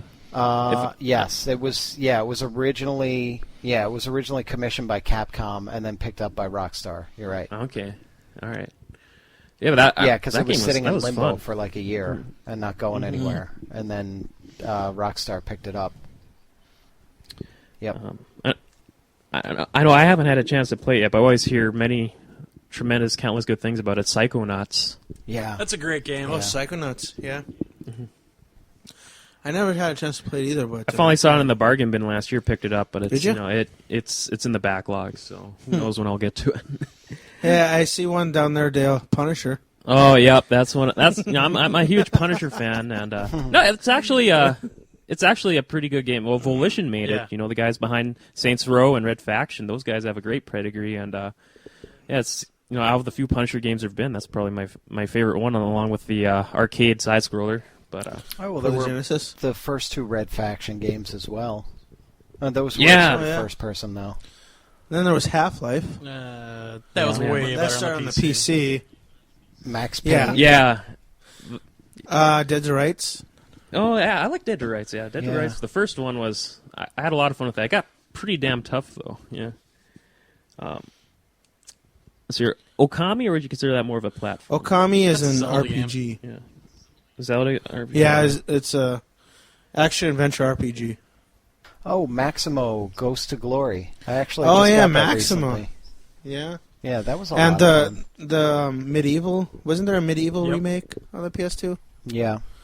And Mercenaries, the first Mercenaries. Yep. Both of them actually came out on PS2. I was surprised to see. Yeah, they ported it over. That's right. Okay. And then you got 4 SOCOM games on there. I mean, I played the first one a bit. And the last, what was it, Tactical or Combined Assault was? I had to review that one. That was all right. And Omega Strain or Siphon Filter. Okay. Yeah. And Metal Gear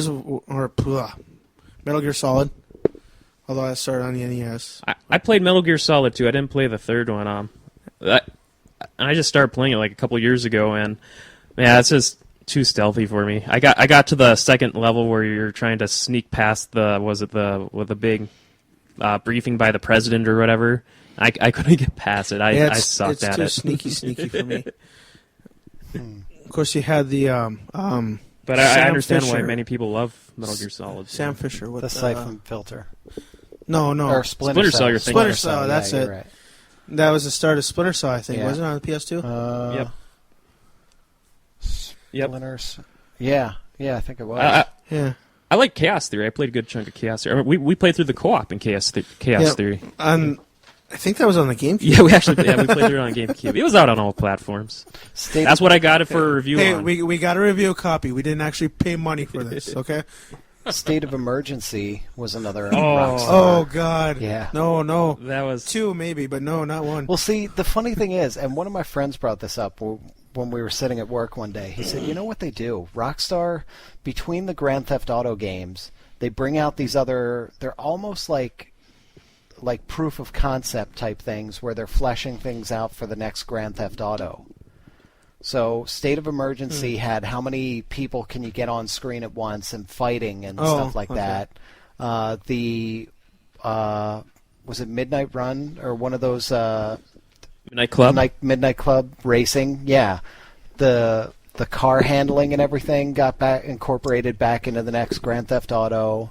There were a series of those types of games where they just put it out, and that's almost what it was like. It was almost like, let's throw this out here, make some money, and sort of test some things out that we can then pull back into the next Grand Theft Auto. My favorite was Rockstar Table Tennis. Yeah.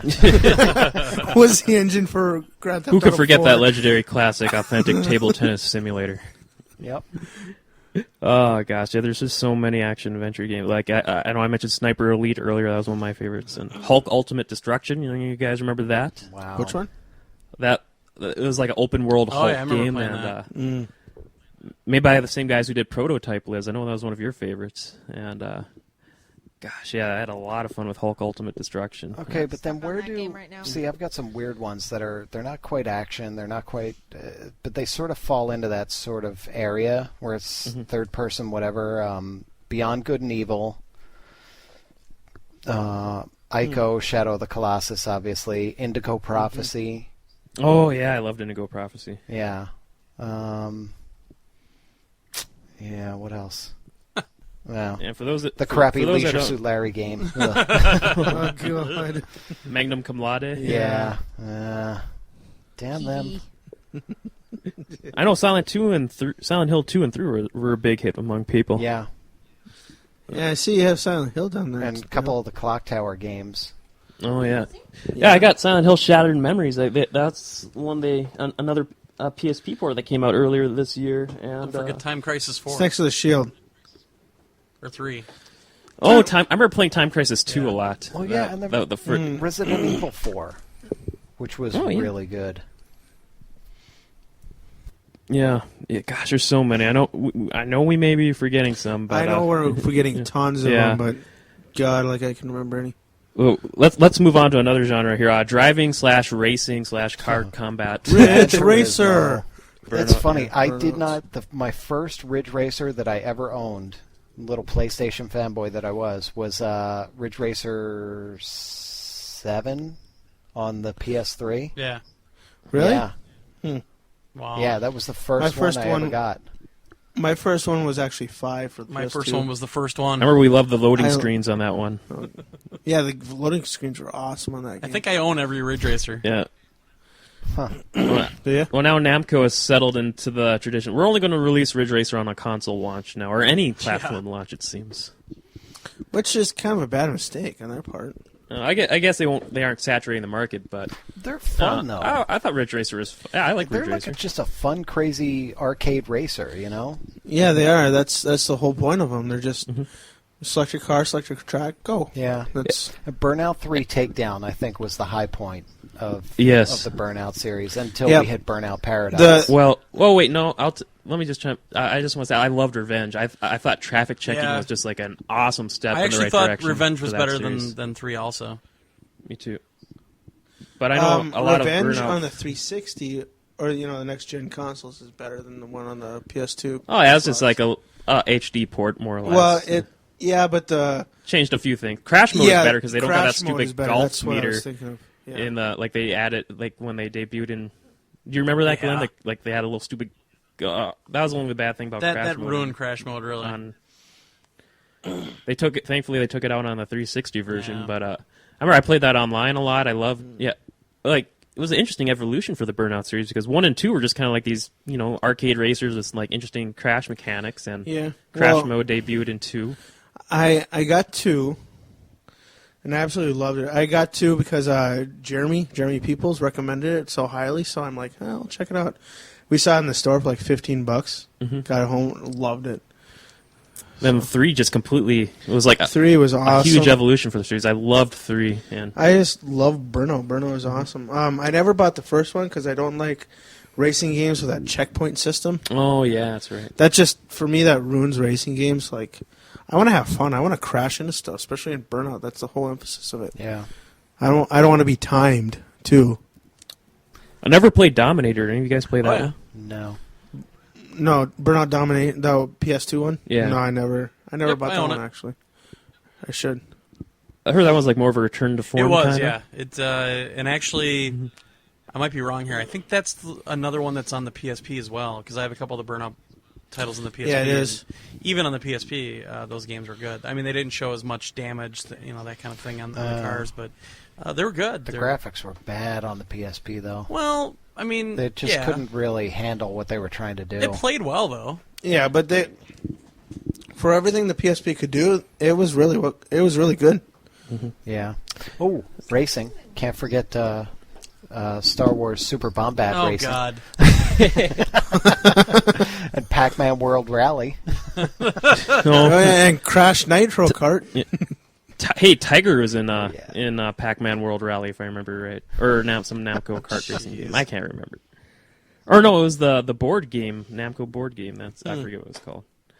But then of course there was the Midnight Clubs and the Midnight Madnesses. Oh yeah, Midnight Club was great. So does Splashdown count? Does that fall into a racing type game? Yeah, that's like Wave Race. I suppose it would. Yeah. I know one kind of went under the radar. It was by acclaim also. I kind of consider it like Burnout on motorcycles with Speed Kings. I really like Speed Kings a lot. Speed Kings was good. Yeah. Tourist Trophy was Polyphony Digital. That was their... Really? Yeah. That was their Oh, yeah, it was. motorcycle, How about that? What was it? Enthusiast? Was that pretty good? Didn't you guys play that Yeah, one? it's a good game. It's good. How about that one racing game that came out around the same time as GTA or GT4? Enthusium, something like That's that. Konami's attempt at a Gran Turismo style game? Yeah. What the heck was it called? Something about Enthusia, that. yeah. Yeah, it was Enthusia. It was good, but not really great. It was pretty much outclassed before it even came out. And then you got Dale's favorite Toka Race Driver. I like the Toka Race Driver games, man. There's so many styles of racing. You got stock car, sprint cars, even like muscle cars, like style in and in Scotty Gran Turismo. from Star Trek is in it. Nice. There you go. They even got crazy with some of the classes of vehicles. They actually had Honda lawnmower racing in there. So come on. There's like literally like IndyCar racing. There's so many. That's why I love those games. And Grid is like kind of like the next evolution for it on today's consoles. Is like the new kind of like how the Colin McRae rally games of the PS2, Xbox, GameCube generation, they became Dirt. The Toka Race Driver games became Grid. Mm-hmm. So And then, of course, you have the Need for Speed games. oh, there's a bunch of those. Yeah. Yeah. Hot Pursuit 2. I like that one. Carbon is the best. I like Carbon. Yeah. Most Wanted. That was a good one. Yeah. Get into that one. Oh. Test Drive Eve of Destruction. I love my Demolition Derby racing games, and loved Test Drive Eve of Destruction and both Flat Out games. Though Demolition Derby Arena sucked. Though I don't know. They dropped the ball on that one. I don't know. I love the PS1 Demolition or Destruction Derby ones. Yeah, Destruction. Yeah. The first one was one of my favorite games on the PS1. Oh. But yeah, that PS2 one it blew. Yeah. Well, if we're getting into car combat now, then of course Twisted Metal Black and Twisted Metal Head On. Yeah. Head On for the. Well, did they? Yeah, they ported that to PS2. Yeah, Twisted Metal Head On. I remember. Twisted Edition, which had everything thrown into it. Nice. Yeah, Twisted Metal Black I played a ton of back in the day just because me and my buddy doing it, and they even had co-op for each player's story or character's storyline. Unlocking those cinematics was just I to see the remember next some of cutscene. those were just totally screwed up too. They gave it the immature style, and they went. Sony went all out with the storylines in that one. They had a guy named Roadkill in there. Oh yeah, that's right. Yeah. Yep. Remember Roadkill on the PS2? That was another kind of car combat. I remember. That wasn't so good. Yeah, I remember that. Yeah. Not so good. No, I never bought it. Yeah, the Head-On Extra Twisted Edition was pretty good too. Yeah, it really was. I couldn't beat the damn boss on it though. I got all the way up to the boss and couldn't beat him. I forget his name now. Oh God, it's been so long since I've played was it. Yeah, it was. I just remember it was a big dump truck. I think if I remember, I can't remember. Yeah, it was the ice cream guy, wasn't it? No, it wasn't Sweet Tooth. It was some other guy. But yeah, the EA NASCAR games, I was a fan of. At least like 2005, the one I played. Chase for the Cup. How about the ultra rare World of Outlaws? Remember that game? I know they did a 360 PS3 version recently. But, it was for the PS2. It was taken off the market like a couple weeks after it was released because they found out, hey, none of the drivers that are actually in this game actually signed to be in this game. So they had to take it off the market. And it's like really rare. Holy crap. But it was some World of Outlaws sprint car racing game. I guess we could give a quick shout out to Crazy Taxi. Also, that was a big deal for it coming out on PS2. Yeah, that was huge. And I used to catch all kinds of crap. I didn't have a Dreamcast, and all the guys I worked with did, and they were all like, "Oh no, you don't understand. It's so much better on the Dreamcast. This PS2 version is crap." I was like, "I don't care. I still get to play it." I heard it's crap because it has slowdown, but well, and pop in. And that so was the other big so did thing. The Grandia Dreamcast 2 version has a lot on of the pop in though, PlayStation too. 2 is also. Mm-hmm. Yeah, but not nearly as bad as the PS2. I have both of them now, so. But yeah, it has its pop in, but the Dreamcast version was better, unfortunately, for me at the time. Well, one other Dreamcast to PS2 port was Grandia 2, which the PS2 version just sucks, actually. Hey, 18-wheeler, that was another Dreamcast PS2 port. How'd that do? That was all right. I mean, they still got the arcade version of that at our local truck stop. Is that is that any good? I actually saw that when it came out and just heard it was not so good. It's a decent game, but it was more I went through the entire thing at Dave & Buster's on 1 credit. Yeah, it's more of an arcade game, more like for just How about Big Mother Truckers? Broken game. That's right. Yeah, that's right. Yeah. Yeah, that's the game where you can can you drive through a mountain or something and it just clips through a mountain? It's just I think an early first year PS2 racing game that for some reason clicked with me was the old EA one, Rumble Racing. I don't know if any of you guys played that one. Rumble Racing, no. Just like arcade style, racing over the top, and didn't they release like Revolt or something for the PS2? There was Smash Cars. Yeah, Smash Cars. Yeah, that came out on PS2. That was all right. I sold it. It was okay though, but nothing great. All right, let's move on. Unless you guys got any other ones, let's move on to first-person shooters. Unreal, Quake 3. We already talked a lot about Time Splitters. Time Splitters, yeah, and Killzone. Call of Duty Finest Hour. Oh God! Medal of Honor. All the Call of Duty ports. No, actually, Medal of Honor Frontline, which is coming to the next Medal of Honor. That's the one they're upgrading in HD, and they're dropping onto the next disc for us for PS. I remember Medal of Honor Frontline was the only one I really got into. I loved that whole D-Day scene, and just storming the beach, just like Saving Private Ryan, because that was a big thing at the time. And, it's funny. I just went back and played that recently. I played it right before E3, and then they said that was coming, to the disc. I was so excited when I heard that.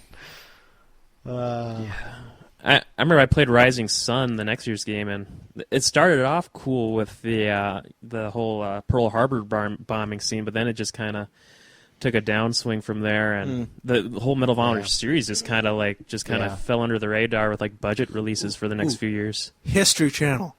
Well, I played those awesomely horrible History Channel games on the 360, but yeah, they're out on PS2 also. Yep. Actually, there's one I have sitting here that I've never even opened. Black. Black. Oh yeah, Black. Black. Yeah, that one's good. Black was great. Yes, by Criterion, the Burnout guys.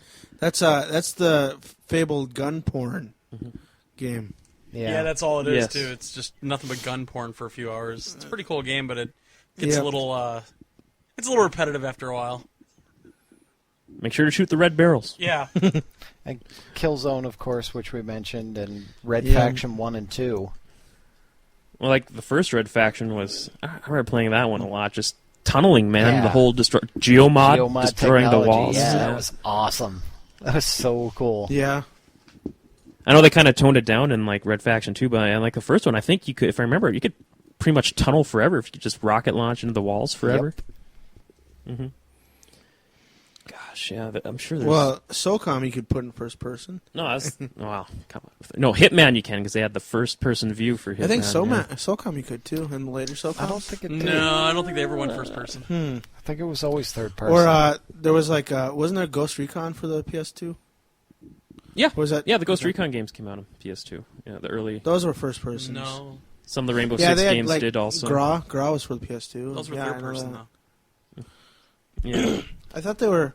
The first one was first person. Actually, yeah, the first Ghost Recon Advanced Warfighter, the PS2 and Xbox versions were first-person shooters because they couldn't really incorporate that helmet cam and stuff like that. Yeah, the only other one that I have that we haven't even come close to mentioning is Star Trek Voyager Elite Force, which was a PC game. And obviously much better on the PC. Wow. Gosh, yeah. I can't think of any other ones off the top of my head here, other than I listed all the ones I thought of, but it was kind of weird. I don't think like the PS2 Serious had. Sam. Oh yeah, the Serious Sam games, yeah. Serious Sam, yeah, those are good. I like the one they re-released on XBLA. That was pretty true to form. Did they release Duke Nukem for the? I don't think so. No Duke. Not for the PS2. Okay. They were supposed to release Duke Nukem Forever for the Dreamcast, but yeah, that kind of got canned. It was supposed to come out on a lot of systems. Now there actually is a Duke Nukem 4 coming out, so they say. But how about fighting games? Tekken. Funny, yeah. I only own 2 fighting games on the PS2. Tekken and Soul Calibur is all you need. No, I only had Tekken 4 and Mortal Kombat Armageddon because that was dirt cheap at some point. But at one point I did own one of the DOA games. And that's pretty much it. I was not a fighting game guy. Street Fighter Anniversary Collection, which had 2 great games on Oh, it. yeah. Soul Calibur 2 and 3. Soul Calibur 2 was a really, really, really good game. Soul Calibur 3 was good, too. I like that one. Do all the customization. Then they had Dale's Capcom fighting game. Oh, Marvel vs. Capcom 2 appeared Yeah. on there, yeah. Yeah. It's still pretty hard And to then find. later though. on- I would say Tekken... Oh, go ahead. Yeah. Oh, Tekken 4 kind of sucked. Tekken 5 was awesome. Yeah, I like Tekken 5 a lot more than 4. Yeah, 4 is a little bit of a letdown. Yeah, I can't decide whether I like Tekken Tag or Tekken 5 better of the two of them. Tekken Tag, I think Tekken Tag is a lot of... It was the 4-person and the Tekken Bowling. Yeah. That's that's the drawing point. Well, they for brought Tekken bowling 4. back to 6. Or Tekken Tag. Oh, did they? I haven't tried 6 yet. I still want to get it someday. And then later on, later on in the PS2's life cycle, we got some great SNK fighters. We got the World Heroes Collection, the Fatal Fury Collection, and also SNK. There was a King of Fighters. Well, yeah, the King of Fighters 11, which is really, really good. You've got the Neo Geo Battle Coliseum, stuff like that. So there's some great games. I think SNK probably re-released a good majority of their Neo Geo fighters on the PS2. There were so many collections they released and anthologies. So I got the Samurai Showdown anthology. Yeah, I saw that there. Virtua Fighter 4 Evolution. I really like that one. 4 and 4 Evolution. They're two different games. I remember you kicked my ass in Virtua Fighter 4. And then one day, I guess my brother-in-law had it, and I played at his place once, and I remember I stayed up late once just practicing and mastering Wolf down, because he was a wrestler in that game. I'm like, and I felt that I got pretty decent at Wolf, and next time I went to your place and played it, I won one match, and I'm like, all right, cool, let's go again. And they're like, why don't you fight my bot? I was like, what? No! Nice. Well, yeah, Virtua Fighter 4 had AI bots, which you can train, which was really cool. I like that. Guilty Gear X, I really like that. I thought that was like the first Guilty Gear game I ever played. I thought that game was just completely crazy and over the top and just... Yeah, I think that's the draw to Guilty Gear, isn't it? Yeah. That's like what it's actually advertised to be, over the top. Yeah, well, like 2D fighter. really, like the. Oh man, it's just hard. Words cannot describe how crazy that game is. I think it's like the the predecessor for Blaze Blue nowadays. And then of course they had the Street Fighter. Yeah, Marvel vs. Capcom 2, Oh, yeah. and Marvel vs. Capcom, and there's a lot of that stuff out that it's really hard to find a lot of that stuff nowadays, so a lot of people don't think about it. Oh, one game we forgot to mention, Beautiful Joe. Yeah. And, which was a platformer. Oh, okay, yep. So. I don't know if you guys want to mention boxing games in here as far as like fighting games go too, but Rocky. I was a huge fan of no, seriously, the Rocky game. Me and my buddies would have just that was like a regular rotation in our game nights with the first Rocky. And I couldn't get into Fight Night for some reason. I know Fight Night was a very big deal for a lot of people, but I just couldn't get into the I like analog Fight Night stick Round fighting. 3 just because the achievements were so easy. Ready to Rumble 2, yo! I yeah, forgot about Fight Night. Holy crap. My brother and I used to play that online. And we could never get through a single fight because there was a button to taunt. And when you hit the button to taunt, he would throw his arms behind him, throw his chest out, and sort of waggle in front of the other guy. And it looked so damn funny that every time one of us would taunt, we would just start laughing hysterically. And we'd both go up like we were going to punch each other, and we'd both end up taunting. And we just couldn't get through a single fight. It was just ridiculous, that stupid game. But yeah, the Fight Night series was probably the only boxing game I think I ever played on the PS2. Now, I got into the Mortal Kombat series on there. Like, we kind of got a resurrection of sorts with Deadly Alliance. Was like a big return, just like the 3D game that Mortal MK needed for a while. And I got into Deception a bit too. And then things kind of got a little crazy with MK Armageddon. But yeah, Deadly Alliance I put a lot of time into. I thought that was a good one. Was that the one with chess? That was Deception. Yeah. Oh, Deception and chess. Okay. Yeah, it had chess and puzzle combat. Armageddon had the kart racing. Oh, how about the Street Fighter, the puzzle fighter? Oh games? man, yeah. Oh yeah. Hey, those games are huge. In Germany? No, are they Hasselhoff? Like apparently Mark and his whole crew in college. David that's all they Hasselhoff used to loves play. them. Was Puzzle Fighter? Yeah. Yeah. Can't do that. And I guess I'll just give a quick shout out. I don't know where else to place them, but the wrestling games on here, they're kind of like competitive fighters in a sense. But yes, Fire Pro Wrestling returns. One of the best 2D wrestling games ever. That wasn't released in America, though, was it? It did. Oh, it finally did? Yep. I remember you imported it. Was it on Dreamcast? I imported one of the 2 games I imported on Dreamcast is because like Fire Pro Wrestling was like legendary popular series in Japan. For the longest time, the only Fire Pro games we had in America were the 2 Game Boy Advance games, and finally, like I think it was like late 2007, they brought over Fire Pro Wrestling Returns to the PS2, and yeah, it was kick-ass. And I had a lot of fun with the SmackDown versus Raw games over the years. So, oh well, don't forget like the flight action games like Ace Combat 4 and 5, which were awesome. And then even like the lower end of that, you get the Star Wars Starfighter games. Okay, yeah. And I remember, even the Battlestar Galactica I game that came those. out, which was decent. It was decent. There were, I think, it was a little clunky though. Yeah. I remember actually had a review. Dude, you're playing as a Dama. How could you not like that game? True. I had a review Defender, the Defender remake. I don't know if you guys played that one. I had that. Actually, no, I remember. And it's been a while, but I thought it was a neat idea. It was neat and kitschy, but I liked it. Really wasn't that good.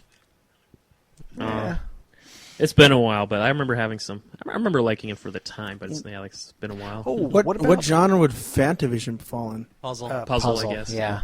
Was it? Okay. What about Sky Odyssey? Did any of you guys play that? Wow. No, I heard of it, yeah, but no, never tried it.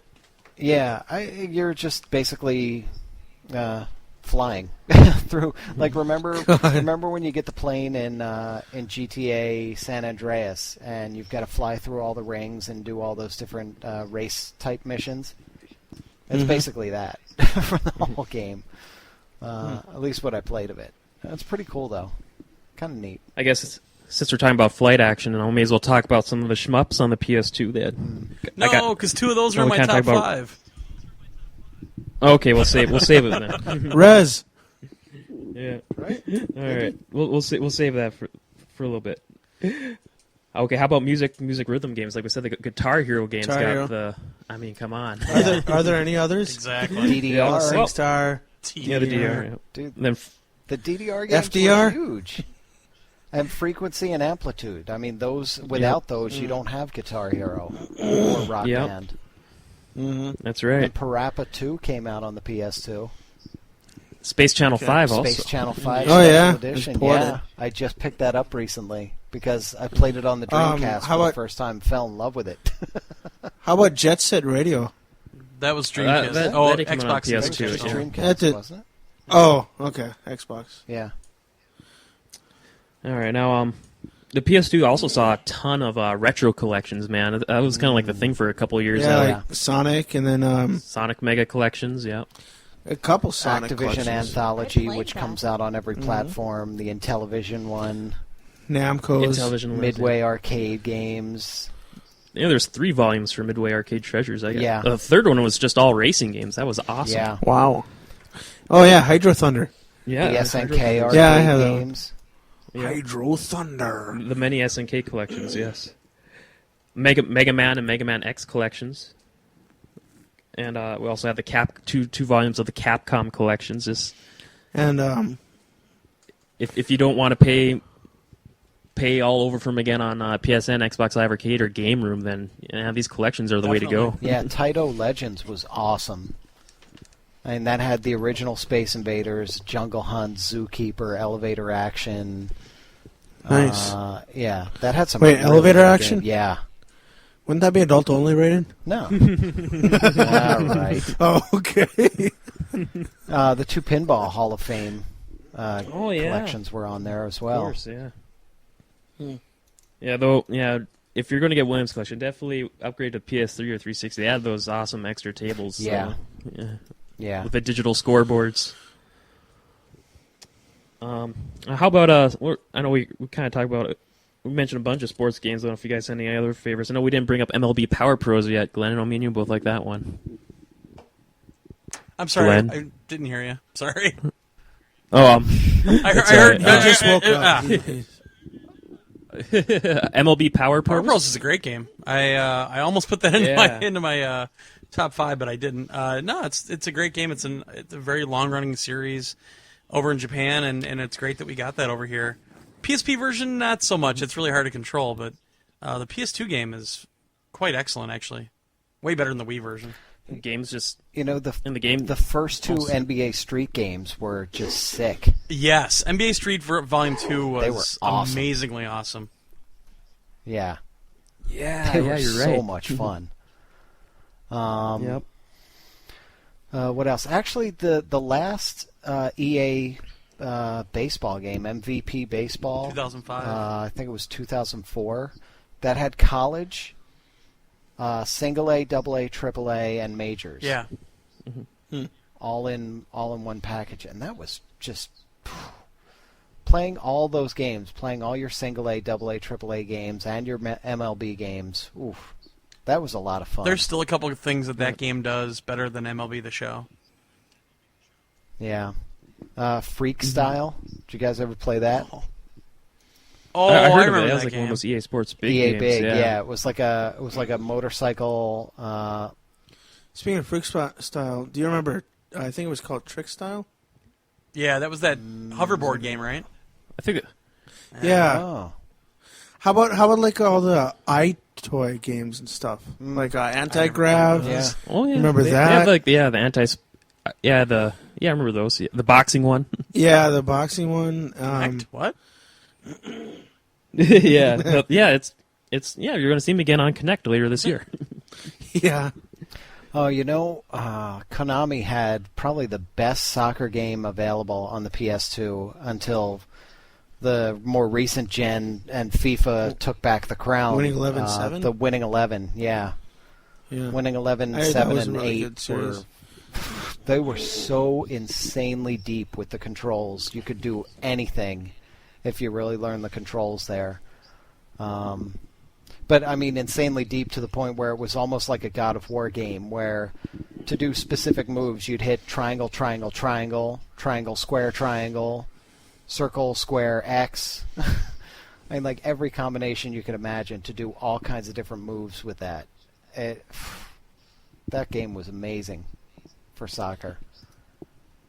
Yeah, I never got any of those. I guess I was big into 2K sports for a while, like the 2K basketball and football. Like, I don't think they never made a bad version of any of those. I love 2K basketball, 2K football. Yeah. I think 2K5 was like when 2K was on top of their game. I think all their sports games are really good. Even their hockey and baseball games are great now, and they're nowhere near their former selves nowadays. True. Yeah, their hockey games, the 2K hockey games on the PS2 were the best hockey games because they stayed very sim-like, very realistic hockey, and the NHL series sort of went arcadey and just goofy in a way. Like, not goofy, but the physics and everything in it just became very much like an arcade game, and the 2K series stayed very true to real simulation hockey, which they were just so much better on that generation.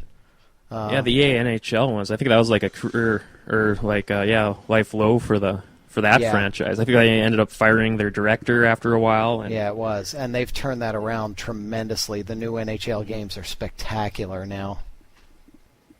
I guess I can give a shout out to EA here because they, PS2 was doing so well. They brought over kind of like a lot of the kind of niche sports titles. Like I was a fan of the arena football. Yeah, the rugby and arena football games. And actually, I've been trying. It's been sitting in my GoozeX want list for a long time now. But I'm trying to get cricket for the PS2.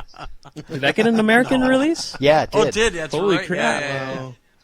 It actually did. I have Rugby 2005, and I've been trying to get cricket for a while now because I really want that. I actually learned how that game is played, and it's kind of fascinating, and I would love to play it on the PS2.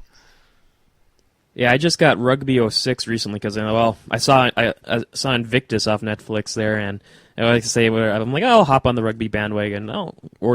Saw Rugby 06 online for pretty cheap, so got that guy. Still need to throw it in, though. Yeah. I actually had rented those when they first came out, or I might have bought them and then sold them pretty quick.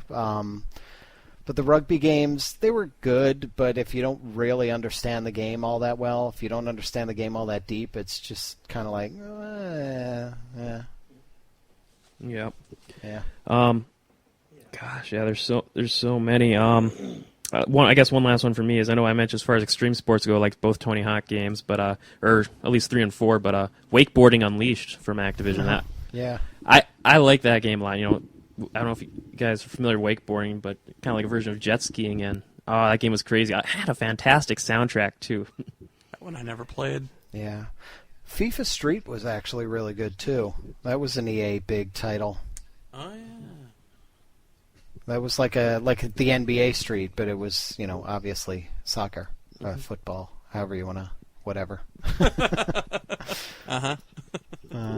Yeah, and the whole SSX series, which really needs to be revived. Agreed.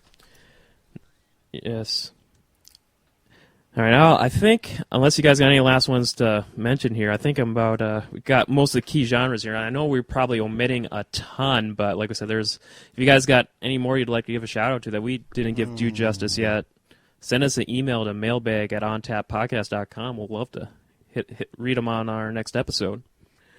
But Dog's Life. Dog's Life. There we go. Dog's Life. Oh.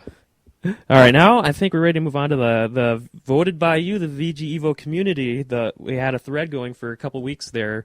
Vote for your favorite. Get entered into a contest and win $20 PSN points card, which we'll have the drawing for here afterwards. And I spent literally 6-7 hours tabulating all the scores. A lot of great turnout. Thanks again to everyone who voted. But I pretty much. Can I read the results? Oh, come on. I spent forever tabulating the scores. Yeah, but I haven't been able to say anything for over an hour. Well, that's your fault for not playing the PlayStation 2. Yeah. Blame my parents. They didn't get me one. You should have found friends that owned one. What? Should have what? You should have found friends that owned one. Okay, I lived 100 miles from the nearest town. But you've been with Chris here the past year and a half. He's had one. You had plenty of time to catch up. The one game I want to play, blue screen's the PlayStation. It's all right. It's his fault. But no, it's Sony's fault. But no, pretty much people vote for the top 10. Like game number 1 to get 10 points, their second ranked one to get 9 points, and so on. And yeah, it's been forever tallying the scores here.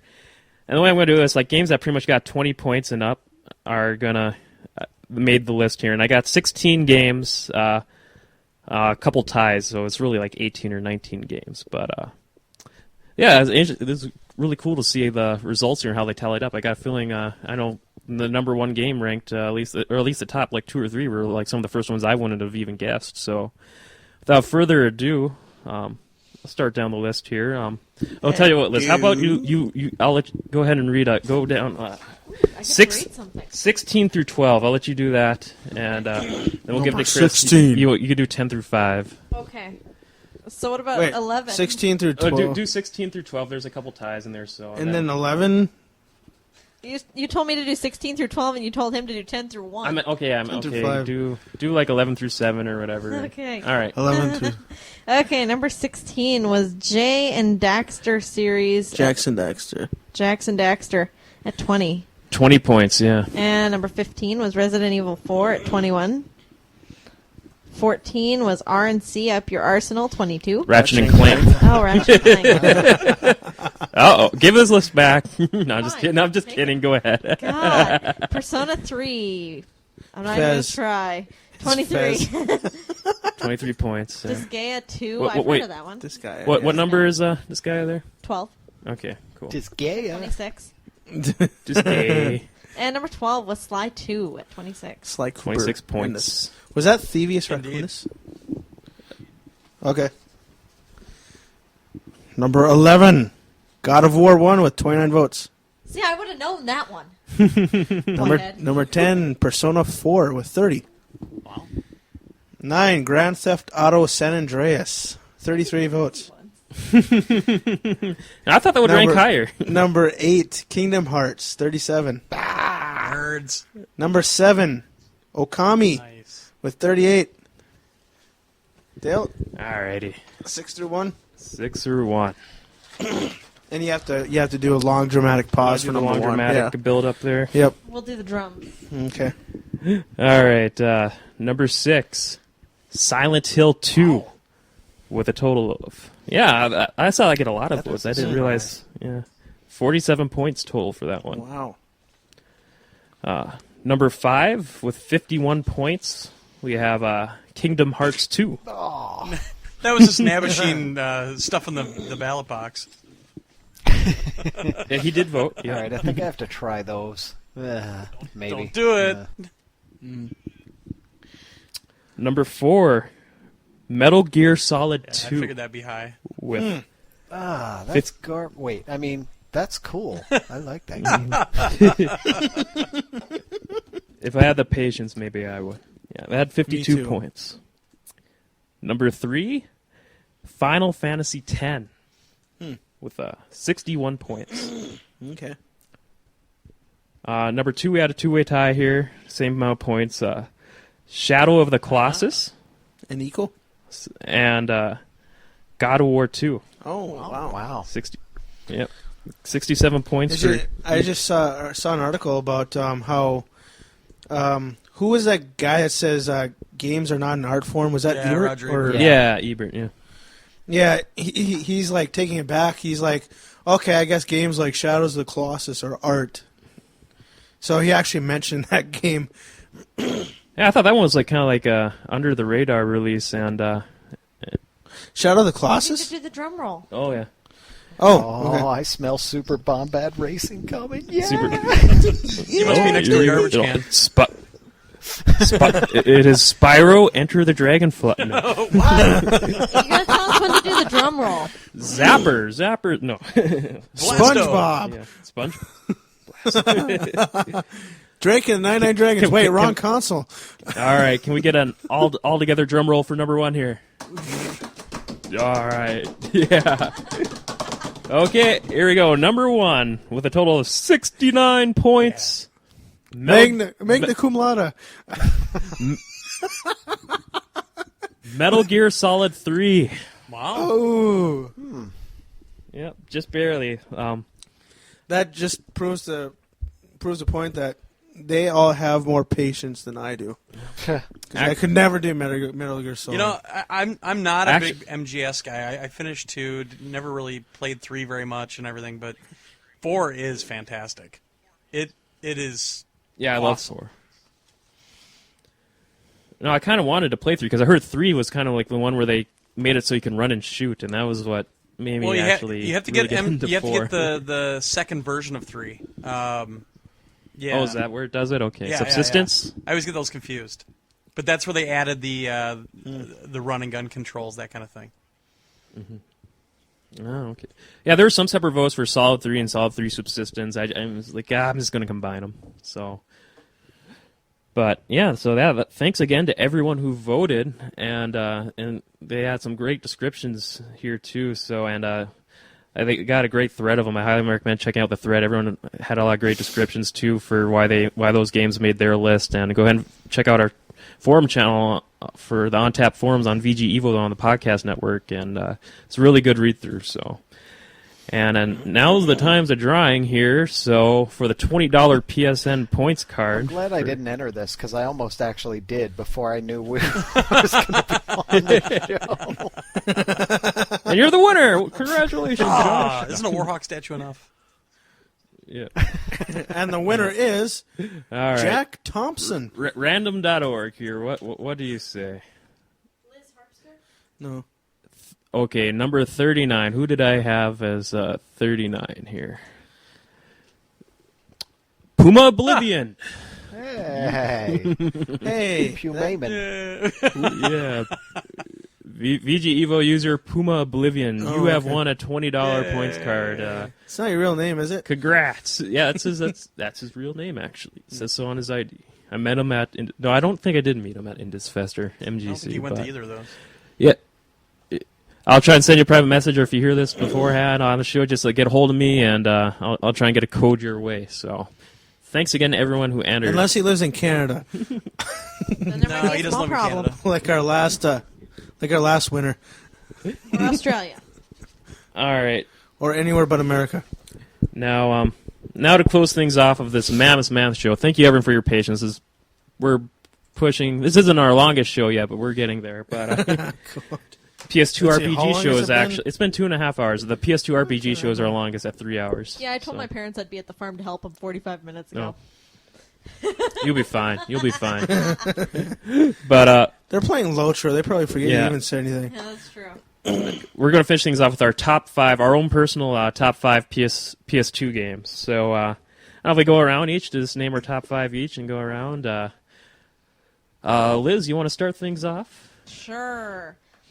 With mine, I only actually played maybe 2 or 3 PS2 games in depth. So she's going off of box art.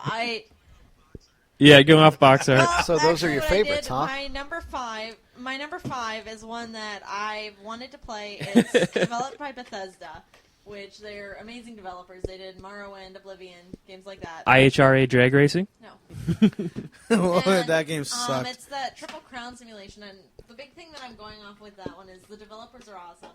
You basically start your own racing stable, and you work your way up in the racing competitiveness. So I thought that's got to be an amazing game. If I ever get a PlayStation 2 that will play it, Chris. We have one that will play it. The chords is a different thing. My number 4 is Darkstone, just because Salvatore did the game writing, developing of it, and, that's Forgotten Realms. It's really hard to find a Forgotten Realms game nowadays. My number 3 is the Mana Khemia. That game, I spent probably about 7 hours playing it. I don't remember much of it, but I spent about 7 hours playing it, so it must have been a good game. Number 2 is Kingdom Hearts. I've actually almost finished that one. Had a lot of fun with that one. Regardless of whether people say, well, they shouldn't have put Mickey and Donald and Goofy in there. Who would say this thing like that? And then my number 1 is a game that I actually finished once and restarted. I don't remember the full title of it. It's Inuyasha, something about a cursed mask. And the Cursed Mask? I don't know. Search for the Cursed Mask? Something like that. But it's really cool because you basically run a parallel story to the anime series. So I thought that game was a lot of fun. Obviously, or I wouldn't have finished it. Yay. All right, Chris, what's your top 5? Okay. Number 5, I would say Tekken 5. Just because, although there's no 4 players in there, it's still a damn good game. It's better than Tekken 4. Well, they even have Tekken 1 through 3 on there as bonuses. Come on.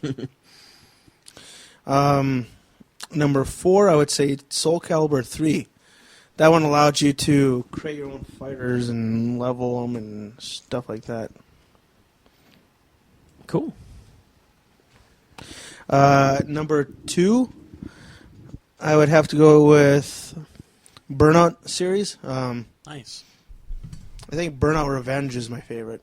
Yeah. Of the Burnout series. Same here, yeah. But, 2 through Paradise was awesome, although Paradise wasn't on the PS2. So. Okay, number 2, I would have to go with Baldur's Gate series. Wow.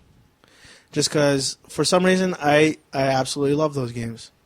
Yeah, I played through both. They're fantastic co-op romps, man. Yeah, I remember my buddy Kyle and I, we beat the first one, and then we're like, that was awesome. And I'm like, oh, wait, you know what? Baldur's Gate 2 was just released today. Let's go out and pick it up. So we picked it up and beat it the same night. It was fun. Well, it's been like a good 20-hour marathon.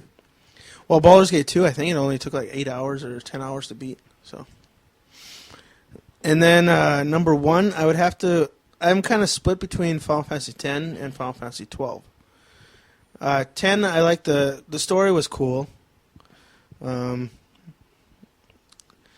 like the fighting in it and everything. 12, I love the fighting, the gambit system. I just like trying to tweak my own AI fighters. And yet you don't like Wardens on Lotro because of the gambit system. Okay, they're way different. Oh. So, number 1's a tie with Final Fantasy X and 12? Yeah. Right on. And then I do have honorable mentions. All right. Odin Sphere, that's just an awesome side-scrolling RPG. It's very, very cracked out. You're fighting on a globe, so as you keep advancing to the right or left, you'll come across areas you've already been before. It's just really weird. The art style is awesome in that. I'd recommend that one highly. Mm-hmm. I have a lot of God of War, of course. Number 1, for some reason, I really liked 1. I'm kind of liking the hack and slash, like the new, Dante's Inferno. Just like those style of games. Yeah, Dante's Inferno was starting to get me back into that genre of games again. Mm-hmm. Rogue Galaxy was awesome. The fighting is it's real time. You don't see a whole lot of that in RPGs. Champions of Norath series. I don't think that's as good as the Baldur's Gate. Champions of Norath just seems a little more clunky than Baldur's Gate. It's still great. Yeah, it is great, yeah. And up to 4 player. Mm-hmm. The Dot Hack series, that was... it emulates an MMO, although it's a totally offline game. So it's kind of an interesting concept there. Well, yeah, that's cool, because you get fake message board and Yep. fake emails, and Yep. that was kind of cool. And they released 7 of them. Yeah. Fuck. I forgot about those. I only played the very first one, and that was fun. And then Disgaea, Disgaea is just so massive. Like, you can get up to level 99,999. You can do over 1 billion hit points of damage to one monster. And you can... It's so massive that it puts a lot of people off. Now, if I get this... I think I remember hearing this around like the Disgaea 3 review on PSnation there, Glenn. But correct me if I'm wrong, but I don't know if the PS2 ones are like this, but didn't like the items themselves contain dungeons? Yep. 100. I think it's 100 levels deep per item. That's insane. That's crazy. How can you contain a dungeon inside like a sword or something? You can do That's just crazy. Full of displacement. It's magic. Same principle. It's Japanese. It works. And then, well, no, they did that in the American Dungeons and Dragons with holes of displacement and items of displacement. You could fit thousands of items in one item. In a little in like every MMO, you can have tons of weapons carried on yourself at one time. So. Well, I grew saw up that playing in Harry Potter. I don't know. Well, no, see, I grew up playing Dungeons and Dragons. Harry Potter, they're version. young, so they'll learn yet. And one of the first things that you get when you're doing the dungeon crawling and whatnot is a hole of displacement or a bag of displacement where you can carry, tons of items in it. So if you can do that, why can't you have an item with a dungeon in it? It's not that big of a stretch. Yeah, it's like there's a portal on there that will instantly transport you to another time. Mm-hmm. And that's... I have no idea. City on the Edge of Forever. Nice. Yes. Do you got any other honorable mentions, Chris? I'm sure I do. I'm just forgetting a lot of them because I can't see them right now. Well, I'll run down my honorable mentions and just a SmackDown versus Raw series. Played all those to death. Same with Fire Pro Wrestling Returns, just because it was a long time coming. Kind of same ones you mentioned too, Chris. Just mentioning them now made me forget how much blast I had with them. The Burnout series and Champions of Norath, both Champions of Norath games. Oh, I even picked up the one for PS3 that we gotta sit down and play someday. Oh yeah, correct. Yeah, that Dark Kingdom. Yeah, I got that. I need to play that one day. I heard it's not as good, but well, it's still Champions of Norath. It's something for $15 Untold at MTC, Legends. Yeah. Why not? The Madden series and NCAA football series. Those are the most I got in those games, and I still play Madden to this day. But I think on PS2 was the height of it. I played it the most. Onimusha Warlord. It's just I never played any of the other ones, but just like the very first Onimusha, I really liked. And as far as my top 5, number 5, I put the first time splitters. I like the 2 and 3 a lot, but just playing the first one the most, like just those. I think like the first year of the PS2, I think we almost had weekly sessions of it. And yeah, pretty much. Like we said, just between that and I think Quake 3. Yep. Because that was up to 4 players. So yeah, number 5, Time Splitters. Then number 4, for all the same reasons we said before, Tekken Tag Tournament, man. Just cannot go wrong. Number 3, again borrowing another pick from you, Chris, Baldur's Gate Dark Alliance 1 and 2. Copycat. Yeah. You can't do that. I know, what can I say? Hey, they're great games, man, and still to this day, like I finally got around to being the first 2 games with those 2 games. Like I played them before I started, never beat them, but then like the last 2 years, I beat both of them, and the games still hold up. They're still fun graphically, the way the style. It doesn't. The graphics aren't all that dated. It's just a fun time. Number 2, I'm going with Twisted Metal Black, just because the card combat. It was fun. The card combat itself was fun. Deathmatch was great. A lot of good deathmatch, and most importantly, just like that whole 2-week stretch to just playing it to unlock all the cutscenes and seeing the next cutscene for each character was a great experience. There's nothing like it at that time. Seeing that dark nature of cutscenes on a console game before was like unparalleled to what we've seen. So. Number 1 is the Grand Theft Auto series I got to roll with, just because, like I said, for Grand Theft Auto 3, Vice City, and San Andreas, I played the crap out of those games on the PS2, and just who can forget? who Dale's trying to kill us. Yeah. My pen cap just exploded. You just lost it. It's mine now. Yeah. Whoops. But yeah, no. Throw it at me. Who can forget? Just inputting a cheat code and just going crazy against cops and just spawning a tank and GTA 4 has that going too. crazy. I guess that's a blast. So yeah, number 1 in Grand Theft Auto series. All right, Josh and Glenn. Josh, why don't you go next, man? What's your top 5? All right, I have to start with number 5. Would be Katamari Damacy. Wow. Yeah, that was unlike any game that I had ever seen before, and it was actually probably one of the first games that my now fiance got into. She thought that was cool, kind of a neat game, very odd, really cool, and we still haven't seen much like that since then. Just a cool concept. Number 4 has to be God of War, the first one, because I never actually played the second one on the PS2. I have it sitting here. I didn't actually buy the first one until the second one had already come out.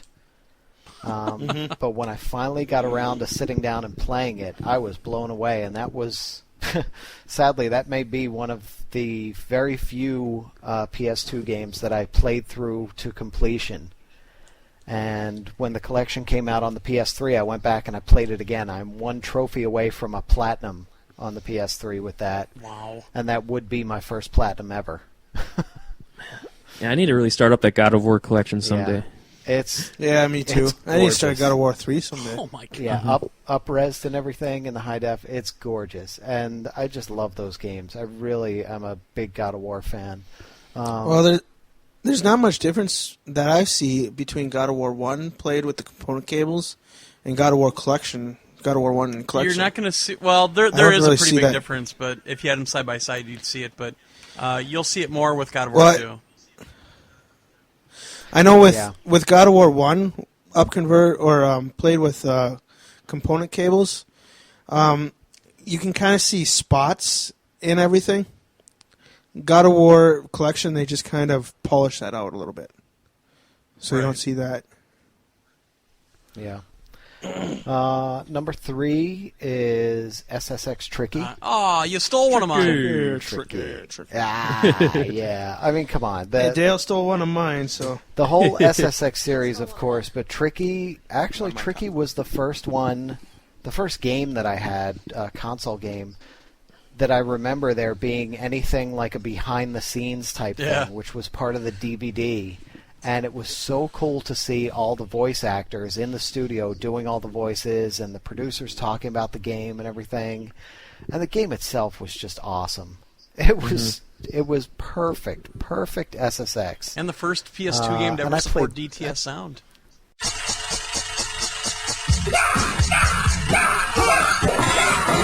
It's tricky to rock around, that's right, on time is tricky. To rock around, that's right, on time is tricky.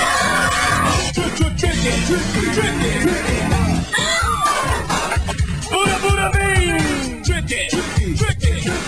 EA Sports. Rated E for everyone. Yeah, I played that to death. I just love that game.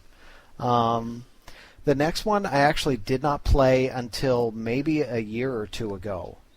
And it's an older game, but I had it kicking around, and I finally got off my butt and played it because of the VGevo backlog support group. A great group, by the way. And I'm great support. So glad that I did it. I played that through to completion. Was Ico. Nice. Oh, really? And that is spectacular. That is a game. No real dialogue in it. It's all story driven, and it's such an emotional story from beginning to end, and all the puzzles in it and everything. Such a good game. When I finally hit the end, I was like, "Wait, is that really the end?" And it wasn't quite the end, you know. The one thing I really liked about Ico is that Ico. I don't know how it's pronounced. You're not like a total badass. It's actually a game that, despite fighting ghosts and spirits and trying to save this girl, it's actually a game that could happen in real life. Well, I guess it couldn't happen in real life because of those previous things. Well, but because you're a kid, basically. Yeah, it's a kid, and you don't get like a sword and a shield and hack everything up. You get a stick to beat everything off with. It's just a nice. To beat everything off with. You know, it's a Kevin Butler weapon of choice, a stick. Yeah, it is cool. God. It's another one of those different type of games. You're not the big burly badass that's saving the princess. You're just a little kid. You're a kid with horns. Yeah, and you don't even really, the story is just kind of pushed you're trying out to get out of this bit castle. by bit. Yeah, you really don't understand what's going on or why you're there. And wasn't it something like they're sacrificing you or her to something? That's how it you? starts. Okay. Yeah, you're being sent away and locked up in this castle because anybody born that way is different and wrong, and they send them away. And yeah, it's a really good story. It's one of those games. It's not incredibly long, but if you can really sit down and push all the way through it, because there's even like a major twist halfway through it where suddenly you don't have. I think you lose your stick at one point, and basically you have to get through the rest of the game. Can't you just find another one on the ground? I don't think so. Or I think I wouldn't think it would be that difficult. Oh, okay. Stick, yeah, I think you have to get through the rest of the game with it. The halfway through the game, the gameplay changes in a way. You're a kid. Yeah. You pick up a stick and it becomes magical because you're a kid. It's not. Yeah, all sticks are magical to kids. Come on. No, I'm surprised Ico didn't get a lot of votes in the voting. I only think like 1 or 2 people voted for it. Yeah, it's a great game though. Ico was it's a classic. It was a sleeper. But it's also one of those that's, if you didn't pick it up when it first came out, it's really hard to find now.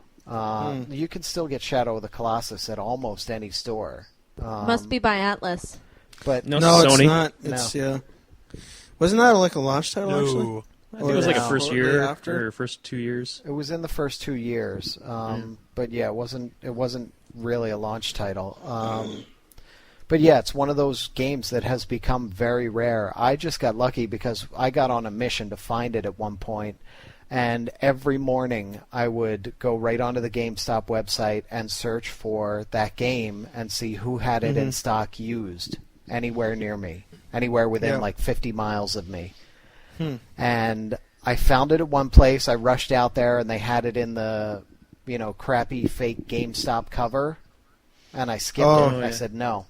And, a couple days later, somebody had it in the, I rushed out. They had it full-on regular cover, the full instructions and everything, and I grabbed it, and I ran up, and the girl laughed at me. She's like, well, that didn't last long. I just put that out last night. Wow. I said, yeah, it's that type of game. She's like, I didn't expect it to go, I didn't expect it to sit there that long, but that was really quick. Well, like that's what she said. I did. Dale and I yeah. Dale and I did holiday help That's at just GameStop. dirty. And one of the good things about working at GameStop is when some of these games do come in, you have first dibs on them. Yeah. Like that's how I got Rez, and that's how I got a couple other games. Way back in the day. Yeah. Yep.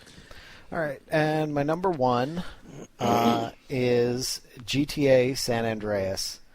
All 3 of them were spectacular. Nice. All 3 of them I did finish, but San Andreas is, I believe, the only one that I finished 100%. Oh, wow. Okay. That was the biggest one. I can only imagine Yes. tracking down all those packages. It took 2.5 years of off and on play. Wow. I don't know feel that so because of bad my game anymore. save. But yeah, especially for somebody like me who gets so easily sidetracked and so into exploring every little nook and cranny of a game, the fact that I finished that 100% says everything. It was just that good a game, and it was that much fun that I would always go back to it and just, I'd screw around and wander and do stuff, and I would push a little further each time, and eventually I got there. I mean, between the skydiving, I had just gotten into skydiving at the time, and that was the first game that really got skydiving right. I remember the jetpack was awesome. The in that. jetpack was awesome, yeah. Jeez. I got stuck at the Army base quest on that one. Oh, just, everything about it. The racing Bicycles. with the airplanes, the bicycles, yeah, the dating was even... I got a little bored with the dating, but I was able to sort of push through it as quick as I could. I figured out, quick ways to do quick dates and kind of make them happy. I actually ran into a problem with the, what was it, the spray paint, where you're tagging in LA. I swore that I had hit all of them, and it told me I had 99 out of 100. And I was like, you got to be kidding me. I swear I hit all of them. Oh, Actually, no. I went back, I looked up a map, and because I was sure I had done it, and I went to every single place, and I had hit every single one of them. And I thought, wait a minute. Did I not because, you hold the spray paint thing down, and it'll show up. It just sort of fills in real quick. You didn't complete one of them? I did not complete Moved one too of them. soon on one. They all looked complete, but one of them was not 100% fully complete. Oh, man. Wow. And I How many hours did that take to track I down? had to hit every single one of them again. And I my somewhere God. around 60 or 70, I Oh, found man. the one. I put up the spray can and went, ding! And I went, motherfucker! I was so mad. But I had to try it. That was the one place where I had to actually go back and look something up because it just drove me nuts. I knew I had done all of them. But yeah, 2.5 years, and I got 100% on it, and I love that game. Absolutely love it to death.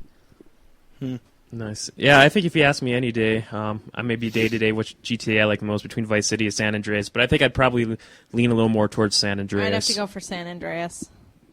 It just it seems smoother and Like fresher, and the story is just way more. That's one. It's so easy to get into it. Yeah. Because I've played all the GTAs on Xbox and Xbox 360, and that's why I didn't count it for this because I don't count it if it's different consoles. But San Andreas was my favorite, even above 4, just because of the storyline. Yeah, good story.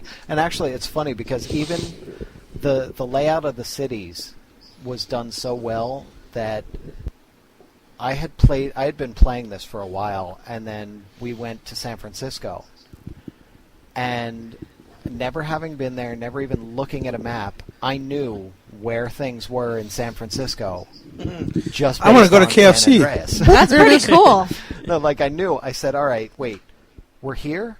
Okay, then Fisherman's Wharf is over here, and the Golden Gate is over here, and this is back here. I knew exactly where I didn't know specifically by Did block. you even hijack a bike from a little 5-year-old? Yeah.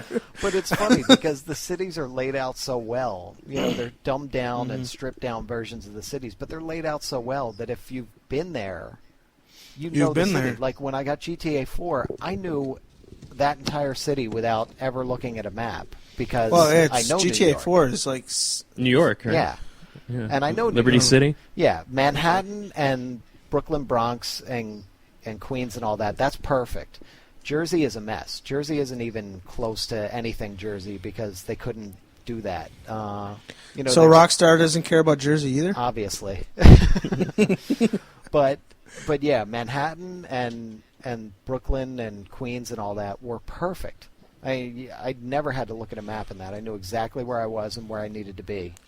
So you're like, hey, there's that strip joint I went into. Well, just driving up the one early on in the game, I was driving up a street, and I said to myself, I'm thinking, well, this looks like Queens Boulevard.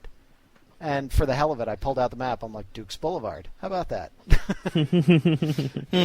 They really, because one of the guys I work with, his friend works for Rockstar, and had actually told him early on that the next one was going to be Manhattan. But they flew those guys out because they were all in Scotland, and they flew those guys out secretly and drove them all over New York with video cameras and digital, still cameras. And they just took thousands of pictures of all of New York as they drove around. That's some good detail. That's Holy pretty crap. cool how they do that then. And that's how they did it, and that's how they nailed it. Because if you've been to New York and you know the area, they really nailed it. It is the feel of New York. They really, really hit it. So cool. Yeah. So you really know where all the drug rings are and everything? Yeah. Oh yeah. All right, Glenn, man, what's your top 5? My number 5, we've already mentioned the game a little bit, but Rez, which I absolutely love this game. I do think it's better than the Dreamcast version. Again, simply for the controller, but also I think the sound comes out a little bit better on this one. It just, to me, it sounds better. But yeah, Rez, what a great game, and it's kind of under the guise of being a shmup, but it's definitely one of those that, they've made it where it combines with the music, and if you've got a 360, Rez HD is phenomenal on the 360 on Xbox Live Arcade. So That's my number 5. Number 4, a series that I've always loved and I still play constantly, Hot Shots Golf 4, which this one, they fixed a lot of things that were wrong in 3. The putting became a lot better. The progression system became a lot better. They just evened it out a lot better. But also, this is the first Hot Shots game to actually include online play of any sort. It wasn't great online, but it was definitely fun to have available.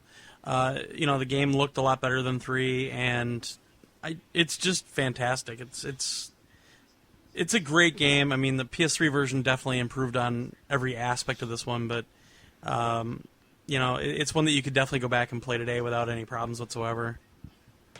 Number 3, I'm just going to lump all these into a series, but the MLB The Show series really came back into prominence. Because it kind of dipped for a while there, but really came back into prominence the last few years. What kind of picked up where MVP left off? It kind of had to. The first one after MVP wasn't that great, but after that it got a lot better because, at the time there were a lot of different baseball games out there. There were, like All-Star Baseball, High Heat, this one, MVP and Triple Play. And All-Star was great the first year it came out, and then it got really, really bad and so buggy at the end of it that you couldn't even play it. Same way with High Heat. High Heat, there were a couple of good years, and then it just got really crappy. And then they just, 3DO went under. Microsoft bought the name and the franchise and never did anything with it. Everybody thought they were going to try to make a better inside pitch type game with the High Heat engine and everything, but never happened. And High Heat really became... Others like, we just want to waste money. I don't know why they did it. I don't know if the plans were to try to fight everything, and then all of a sudden, 2K got that exclusive third-party exclusivity. Mm-hmm. But not to sidetrack it too much, but I was surprised that EA didn't make a deal since Microsoft or Nintendo doesn't do a baseball game. Get a deal to make Nintendo and Microsoft publish MVP baseball, so we could still have a first-party baseball game in those systems. Yeah, it'd be. I'm surprised they didn't go to Microsoft, and I don't know if Microsoft just doesn't care or what. Yeah. It was a really weird deal when they bought High Heat, and everybody thought, we're going to have a baseball game here, and nothing ever happened. They shuttered the development house and everything. It was just, that was a really weird one, but MLB The Show, it had its downfall a little bit, but it really came back to prominence, and it's a great series, and I was playing these before the PS3 version came out, and very, very happy with it. Number 2, we already mentioned SSX Tricky. My God, what a great game! I have copycat. Yeah, I picked it before you, Dick. I bought this day one. I still have the disc. It's sitting right in front of me, and awesome soundtrack, awesome gameplay, awesome visuals. Everything about it is just great. I still think this is the best in the SSX series, to be honest. And then number 1, which I think some people might be a little surprised by, but Gradius 5. I can't get over how great this game is.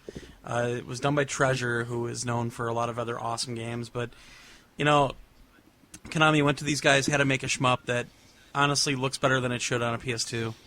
And I played 1 and 2. Oh, God, this kills those games. In every conceivable way, this is the best Gradius out there, and quite possibly one of the best, probably top 10, if not top 5 shmups ever made. The gameplay is excellent. There's a lot of memorization, just like in any other Gradius game. So even though it wasn't done by the same team that did some of the other Gradius games, they kept the spirit of Gradius in this, but everything about it is just, it oozes with awesomeness. So... yeah, that's my top game. It's not to be confused with Gladius. God no. Oh, God. Awesome. All right. Well, hey, we may have went 3 hours, but if there was any system to do a 3-hour retrospective on, it was definitely the PS2, man. So I think the only system in America that had a video game library that usurped 1,000 game titles. If I got my statistics. How many titles were on there? I think it got up to 1,300 and some. So wow. At least, and still counting. Indeed. All right, dude, you have to have me back for the Sega 32X retrospective because that's going to be the shit. Plus, it'll only be about 32X retrospective. 30 minutes. 32 minutes. It'll be 32 minutes. 1 minute per X. Someone at work actually the other day was trying to sell off his 32X and Sega CDs. Told him to print me off a list of the games he had for it. Yeah. Oh, how much did he want for it? He's going to try and get a value, put a price on it. He's going to print me off a list and give it to me today. So. Damn. So. Yeah, the 32X is what know, eventually put me off of Sega entirely and pushed me right into the arms of Sony with the PlayStation 1. Nice. But I want one again. Well, I remember I wanted wanted finally, it. And I want it. What pushed me off of Sega is the Saturn. How just it was a piece of crap compared to the PlayStation. Yeah. It was just a slap together system to compete with the PlayStation. But the Dreamcast, when that came back, that was awesome. I decided to get Sega another chance. I love the Dreamcast. I'm glad I did, because the Dreamcast was just pure awesomeness in a can. All right. Well, it's been 3 hours. I'm sure we all got places to be. So, gosh, thanks again, Josh and Glenn, for coming on, man. And I'm sure many guys know about you, but in case there's some people who don't, shill your shit. Well, Josh can do it. I always do it. We're in PlayStation Home. Woo! Yeah, the community theater, man. That's pretty sweet. Yeah, that's what I have to work on today, actually. It's crazy.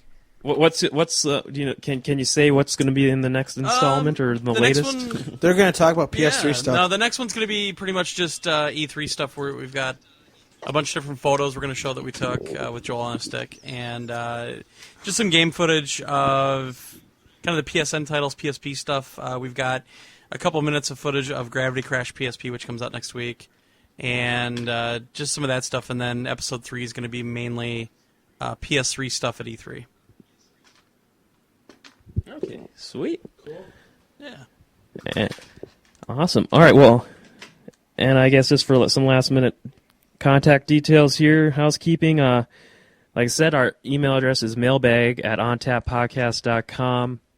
And like I said, I'm sure we probably missed some stuff here. There's just so many, over 1,000 games on the PS2. I'm sure we missed a bunch. So if you got anything you want to give a shout-out for, just, like either post in our episode thread on the forum or send us an email, and we'll gladly, we'll make sure to read and respond to it on our next episode. And we're also on Twitter, twitter.com/GRUEL, Gruel. Find all the latest. I should make an on-tap one, but that make too much sense. But yeah, we're not into making sense around here. So, what's that? Find all the latest episode information, 100 contest of them make details. $1. My catapult's not working too well here. No, it's not. You're trying to catapult your phone. That sounds like a good idea. All right. It does, doesn't it?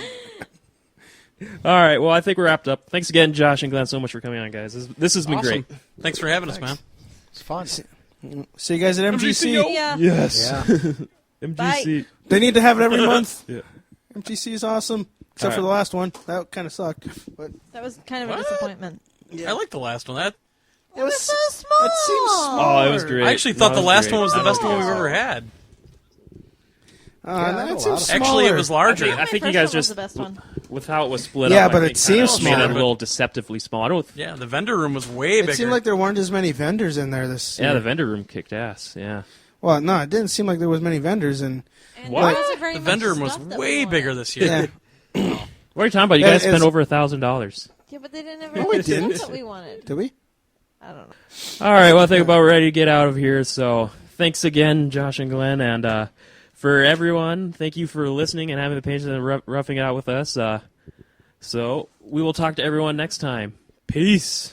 Bye. Bye.